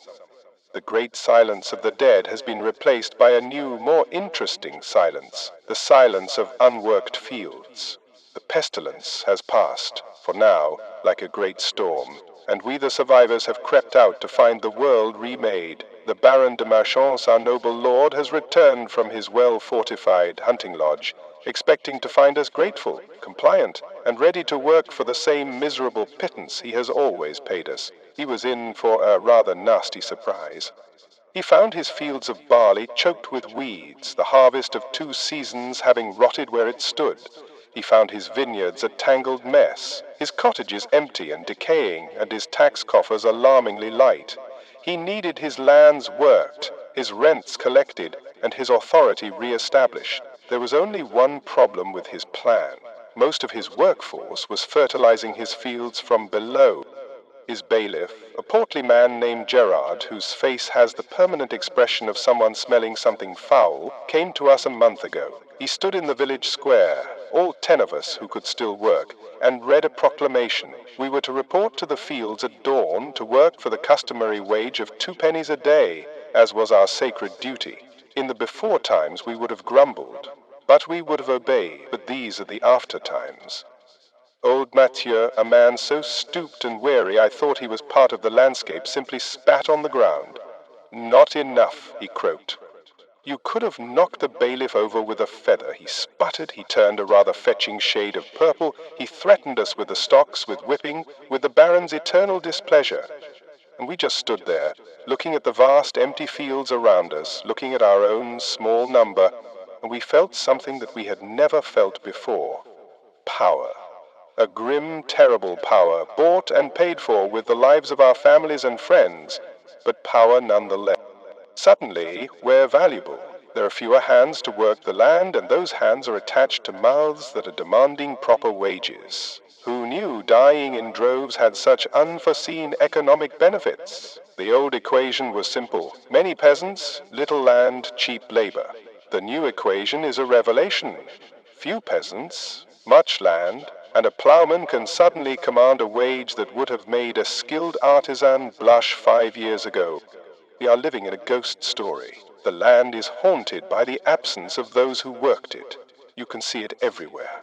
A scythe left leaning against a wall, waiting for a hand that will never hold it again. A half-plowed field, the furrow ending abruptly where the plowman collapsed. The landscape itself is a testament to the labor shortage. And where there is shortage, there is demand. It is the first lesson in our new, brutal education. The Baron, of course, is furious. He sees this not as a simple matter of economics, but as a moral failing, an uprising of insolence. He cannot comprehend a world where he needs us more than we need him. We are serfs, bound to his land. But what does that bond mean when there is so much empty land for the taking? Young Guillaume, whose entire family was taken, simply packed his things last week and moved to a vacant farmstead 5 miles away, a better plot with its own well. What could the Baron do? Send men to drag him back? He doesn't have enough men to harvest his own wheat. The lords of the realm have tried to fight back, of course. They have issued edicts like the one our bailiff read. They have tried to freeze wages by law, making it a crime to demand more than the pre-plague rates. It is a magnificent piece of noble foolishness. A law cannot conjure men from the grave. A law cannot sow a field or harvest a crop. All it does is make us criminals for knowing our own worth. It is a law that is universally and quietly ignored. And there is a strange, grim inheritance changing hands. Those of us who survived have found ourselves the sole heirs to the meager possessions of our dead relatives. I inherited my brother's 2 best sickles and his pig. Matthew now owns 3 cottages, all empty, and the tools of 3 different families. It is not wealth in the way the Baron understands it, but it is something.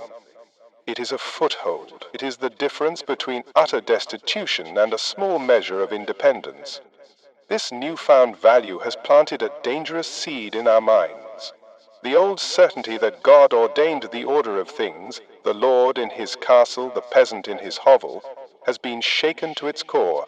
The plague did not distinguish between noble and serf. And now the world that has emerged from it seems to reward the living regardless of their station. We have started to wonder if God's plan is perhaps more flexible than the priests told us. The air is thick with a new kind of grumbling. It is not the old resigned grumbling of powerless men. It is an angry, confident grumbling, a grumbling with leverage. We meet by the well, and we do not talk of the weather. We talk of wages. We compare what one lord is offering to another. We have become negotiators. We have learned the power of the word no. It is a word that tastes of freedom and terror in equal measure. I can see the future taking shape in the angry eyes of the bailiff and the stubborn set of Mathieu's jaw. The lords will not give up their power easily. They will push. They will threaten. They will use law and violence to try and force the world back into its old shape. But I do not think it will fit. We have seen too much. We have lost too much. We have learned too much. The peasant who has tasted the possibility of a fair wage is not easily returned to bondage. The seeds of revolt are being sown in these fallow fields. Not a planned revolt, not yet, but a revolt of the spirit. A refusal to accept the old misery. We now know that the entire pyramid of wealth and power rests on our backs, on our labor. And we have learned what happens when those backs are no longer there in sufficient numbers. The whole rotten structure begins to tremble. This change is not born of courage, but of circumstance. We are not heroes. We are the fortunate few who did not die. But this strange, terrible luck has given us a chance our ancestors never dreamed of.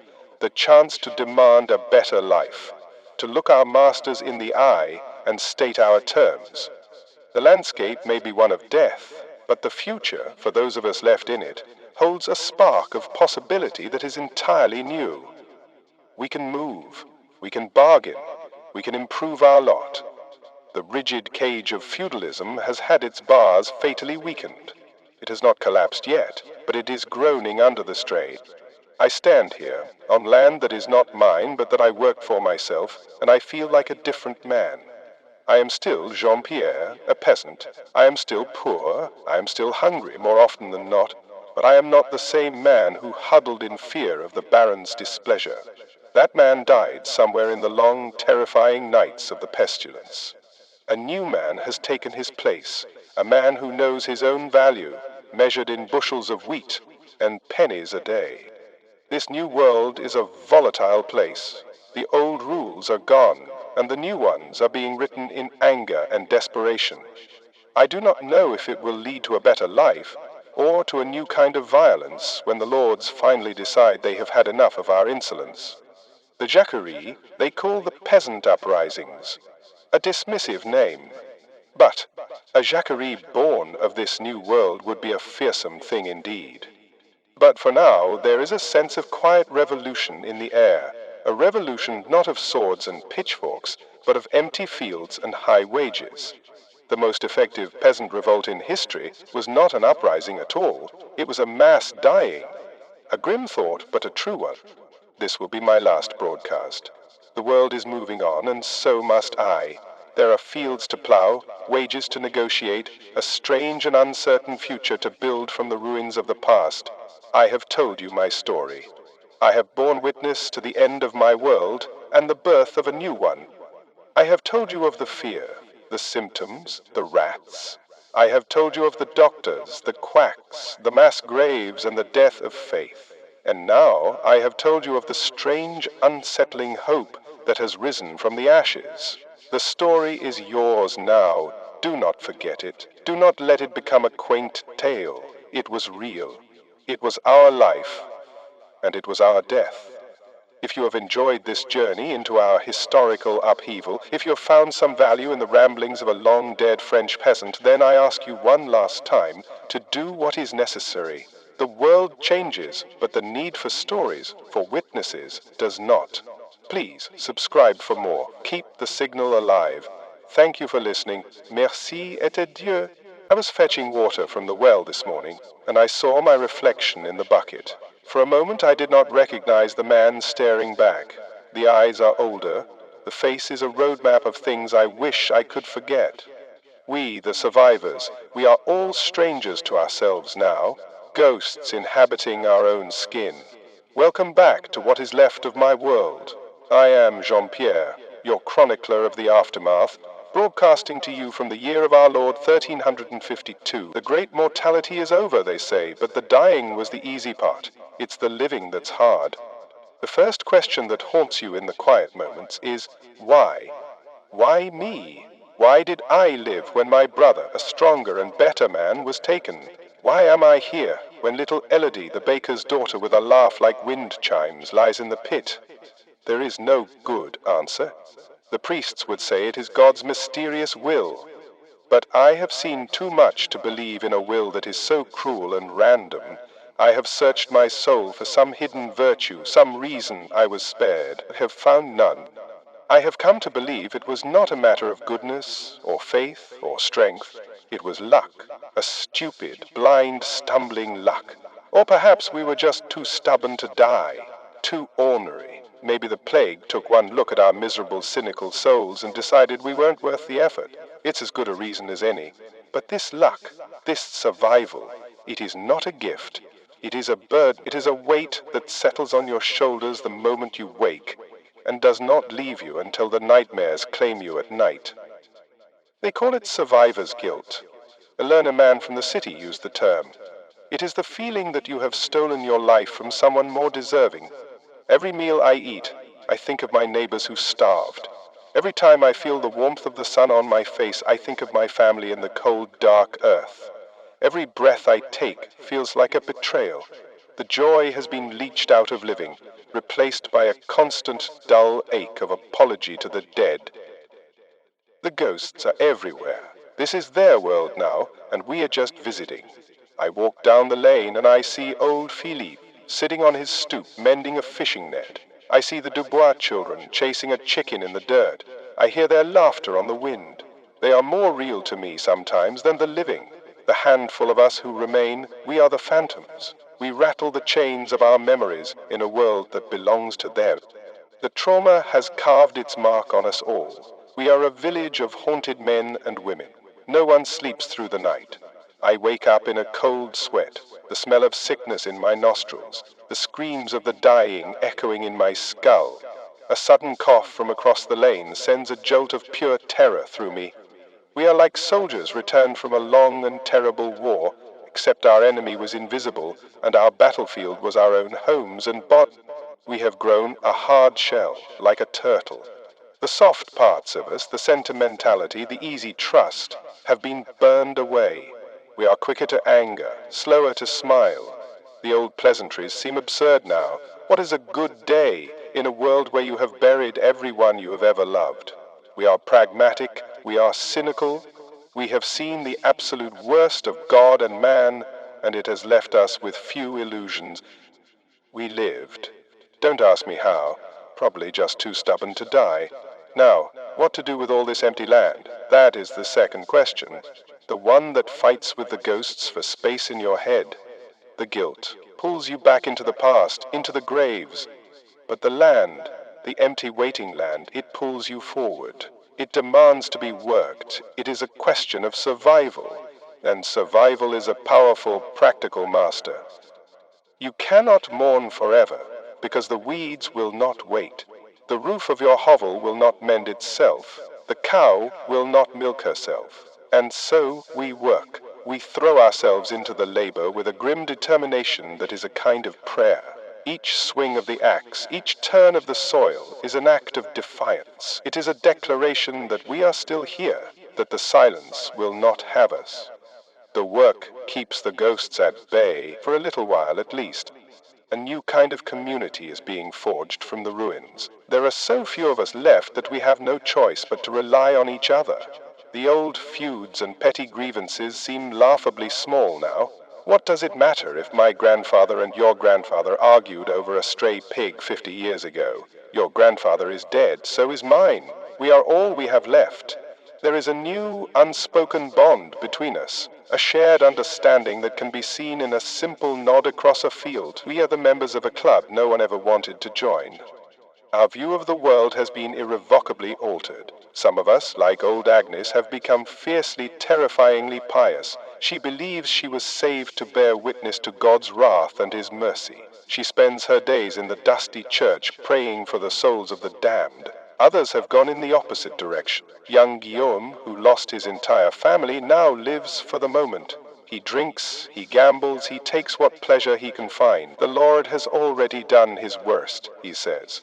What more can He do? And then there are those like me, in the middle. We do not believe in a benevolent God anymore, but we fear something. We are not reckless, but we no longer plan for a future we do not believe we will see. We live day to day, our horizons shorten to the next harvest, the next winter. We are caught between the fear of damnation and the certainty of oblivion. The deepest fear, the one we dare not speak aloud, is that it will come back. Every rumor from a passing merchant, every story of a strange sickness in a distant port, sends a fresh wave of ice through our veins. We are living on borrowed time, and we know it. The pestilence did not feel like a one-time event. It felt like a change in the weather, a permanent shift in the climate of the world. We are always listening for the sound of its return. But amidst the guilt, the trauma, and the fear, there is something else. Something I hesitate to call hope, for hope is a bright and fragile thing, and our emotions are anything but. It is more like a grim resolve, a sense of purpose born from the abyss. We have inherited the earth, or at least this little, broken piece of it. It is our duty now, our burden, and our opportunity. We are not just survivors, we are founders. We are building a new world on the bones of the old. Every field we clear, every home we repair, every child born to us, a rare and precious event, is a stone laid in the foundation of that new world. It is a future that none of us chose, but it is the only one we have. And so we find ourselves in this strange paradox. We are haunted by the dead, but we are fiercely, stubbornly alive. We are broken people, but we are building. We are filled with a profound despair, and yet we get up every morning and face the sunrise. It is a strange and contradictory existence. To be a survivor is to be two people at once, a mourner for a lost world and an architect of a new one. I look at the other survivors and I see the same conflict in their eyes. The haunted look, yes, but also a glint of steel, a refusal to be extinguished. We have been through the fire, and it has burned away everything that was not essential. What is left is hard, and it is resilient. I have no grand wisdom to offer you from this, no neat lesson to be drawn from the suffering, only this, that human beings are strange and stubborn creatures, that even in the face of utter annihilation, we will find a reason to keep going, to plow the field, to mend the roof, to tell our stories to a future we can only imagine. This broadcast has been my way of plowing, my way of mending. It has been my testament and my therapy. I have spoken of the coming of the plague, of its symptoms, of the rats and the doctors who were worse than the rats. I have spoken of the breakdown of society, of faith, of reason. I have spoken of the new world that rose from the ashes. And now, I have spoken of what it is like to be one of the few who are left to live in it. The story is a grim one, but it is not without a certain light, not the bright light of the sun, but the small, flickering light of a candle in a great darkness. The light of human endurance, the light of a grim, bloody, and unkillable hope. Thank you for listening to my tale. It is all I have to give. The ghosts are calling me now, and the fields are waiting. Keep the grim hope alive in your own world, and if you have found any meaning in my words, if you believe that the stories of the dead and the survivors should not be lost to the silence, then do what you must. Like this chronicle, subscribe to this memory, keep us alive. Adieu. The year of our Lord is 1355, a strange and quiet year. The sun rises and sets. The seasons turn. A semblance of order, like a poorly patched tunic, has been stretched back over the world. The bailiff collects the baron's taxes again, which is how you know things are truly getting back to normal. But it is a new kind of normal, a fragile one, a haunted one. Welcome back, my friends from the future, to this final echo from a world that will never be the same. I am Jean-Pierre, your correspondent from the aftermath. Life has returned in a fashion. The fields are being ploughed, though many remain fallow, monuments to the hands that once tended them. We have a new priest, a young man with fear in his eyes who reads the Latin with a shaky voice. People are marrying again, small, quiet affairs, not the boisterous festivals of the before times. And there are children again, not many, but a few. Their laughter is a sound so precious and so strange, it sometimes makes you want to weep. We are rebuilding. The roofs of the abandoned houses are being mended. The workshops are slowly coming back to life. There is a market again in the village square where we trade our meager surplus. We talk of the weather, of the price of grain, of the health of our livestock. We talk about anything and everything, except the one thing that is on all of our minds. We do not speak of the great mortality. We live in its shadow, but we do not name it. It is the guest who never left. It's quieter now, too quiet. We still flinch at every cough, because you never truly escape the memory of the black visitor. A child's cry in the night, a sudden fever, a rumor of sickness from a traveling merchant. Any of these things is enough to bring the cold dread flooding back. We are a village of jumpy, anxious souls, forever looking over our shoulders, waiting for the other shoe to drop. The fear is a permanent part of us now, woven into the fabric of our lives. Mothers watch their children with a terrifying intensity, a love sharpened by the constant threat of loss. A simple rash can cause a week of sleepless nights. We have learned the hard lesson that life is not a gift but a loan, and it can be called in at any moment without warning. And we remember. Oh, we remember everything. The look of the buboes, the smell of the death carts, the sound of a neighbor wailing for her family. These memories are the ghosts that sit with us by the fire at night. We try to bury them under the hard work of the day, but they are always there, waiting for a moment of quiet to rise again. The children born in these after years, they are a different breed. They are growing up in a world half empty. They play in the ruins of abandoned cottages. They know the locations of the plague pits, and they avoid them with a solemnity that is unnatural in the young. They do not know the world we lost, the crowded, noisy, vibrant world of before. Theirs is a quieter, more somber world, and they are being raised by parents who have forgotten how to feel safe. The church tells us we were tested, and that the survivors have been blessed. But when I look into the eyes of my fellow villagers, I do not see blessedness. I see trauma. I see a faith that has been shattered and pieced back together, but the cracks still show. We still pray, yes, but our prayers are different now. They are less about praise and more about bargaining, a desperate plea to be spared from the next wave. The new world order that was forged in the plague is now settling into permanence. The lords still try to pass laws to keep us in our place, to force our wages down, but it is a losing battle. There are too few of us. We know our worth. We are no longer serfs, not really. We are tenants, we are laborers for hire. We have a freedom our fathers could never have dreamed of, a freedom bought at an unimaginable price. And with that freedom comes a restlessness. Men are no longer content to live and die on the same patch of land their ancestors worked. They hear of better wages in the next valley, of better land to be had for the taking, and they go. The old bonds that tied us to the soil, to the Lord, have been dissolved in a tide of death. We are a people unmoored. The fear of the plague's return is not an idle one. We hear the stories. A sickness in a port city in Italy, a fever that swept through a town in the north. Each story is a tremor, a reminder that the ground beneath our feet is not solid. We know in our bones that the black visitor has not gone forever. It is merely resting, and we wonder, when will it come for us again? Will it be this year, the next? Will it be our children who have to face it?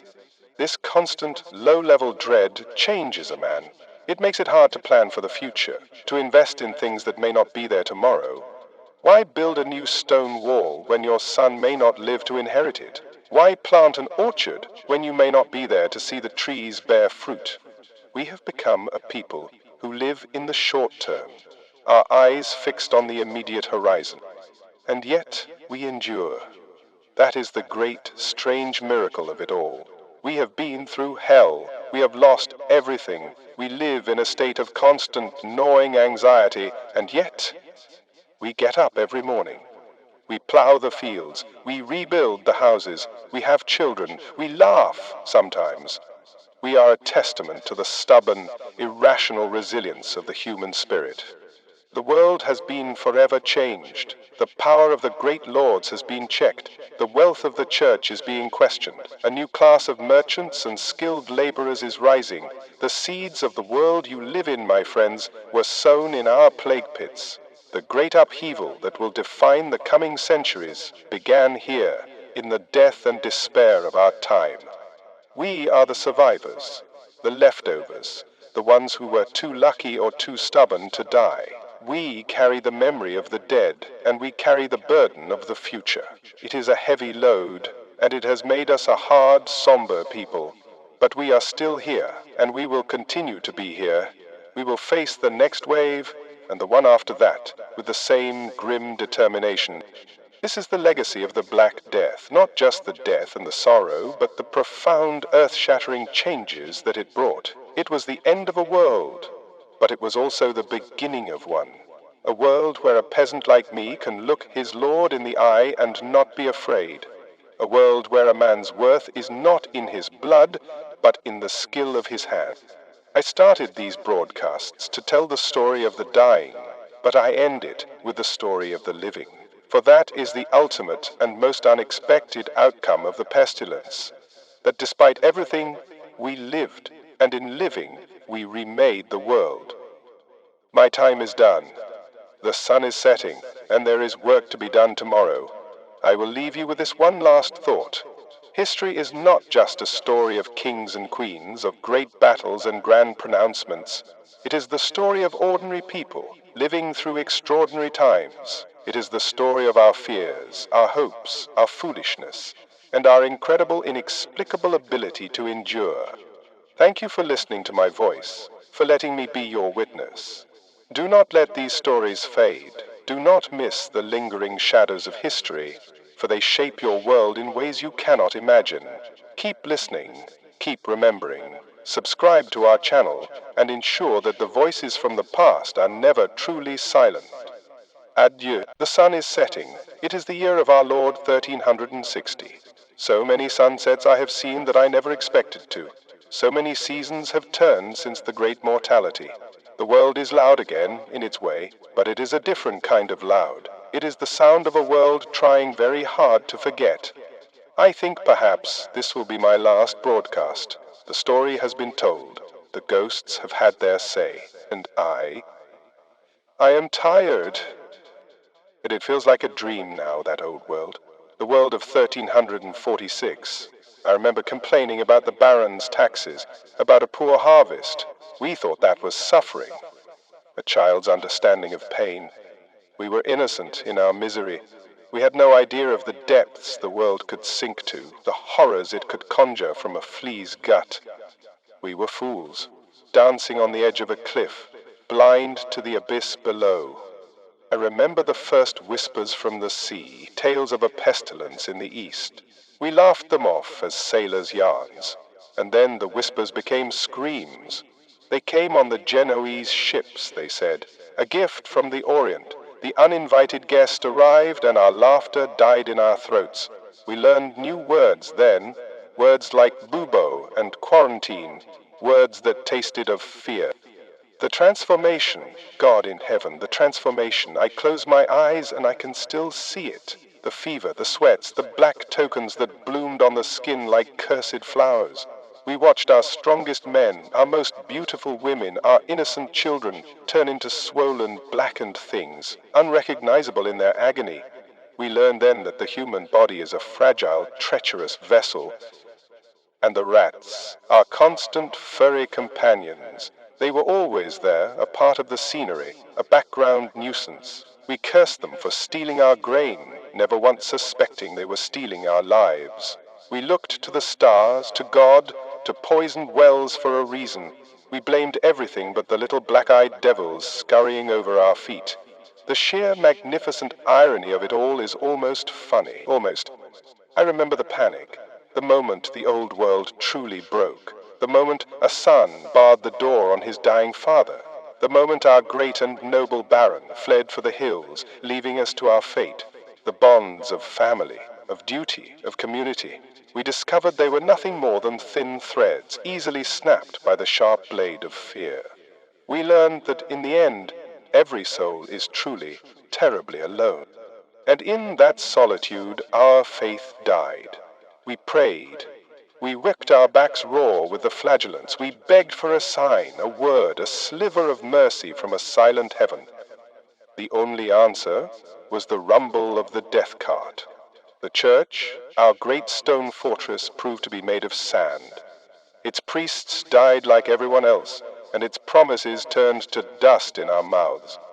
Then came the crows, the plague doctors, figures of nightmare who promised cures and delivered only a more expensive, more painful death. They came with their beaked masks and their potions of arsenic and pigeon dung. They lanced and they bled and they charged a fortune for their services.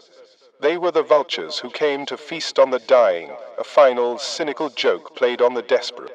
We tried to fight back in our own ignorant ways. We drank vinegar and sniffed herbs. We wore useless charms and muttered forgotten spells. We nailed our neighbors into their homes. We burned their houses to the ground. We threw everything we had, our faith, our reason, our cruelty, at the pestilence. And it swatted our efforts away like so many flies. We were children throwing pebbles at a tidal wave. And then the silence. The eerie, profound silence of the aftermath. The fields lay fallow. The villages stood empty. The world had been bled, and we, the few who were left, wandered through the quiet ruins of our own lives, haunted by the sheer scale of the absence. The silence was the loudest testament to what we had lost. But from that silence, something strange and unexpected grew. With so few hands to work the land, our labor suddenly had value. We, the downtrodden, the serfs, the mud-caked property of the lords, found ourselves with a strange new power. We could demand wages. We could move. We could say no. The world had been remade, and the new order, born of so much death, had tilted, just a little, in our favor. Yet this new world is built on a foundation of bones. We, the survivors, carry the weight of that, the guilt of the living, the memory of the dead. It is a heavy burden to bear. We are a generation of ghosts, forever looking back at the world that was, even as we build the world that is. We live with the fear that the black visitor will one day return. We flinch at every cough. I started this broadcast, this confession, because I felt I had to bear witness, to scream into the void so that the story of our great dying would not be lost. I wanted you, in your distant, unimaginable future, to know what happened here. Not the sanitized version of the scholars, but the raw, filthy, terrifying truth from a man who lived it. I do not know if I have succeeded. I am just a peasant, an old man with too many memories. But I have told my story. I have given you the Chronicle of Jean-Pierre. The rest is up to you.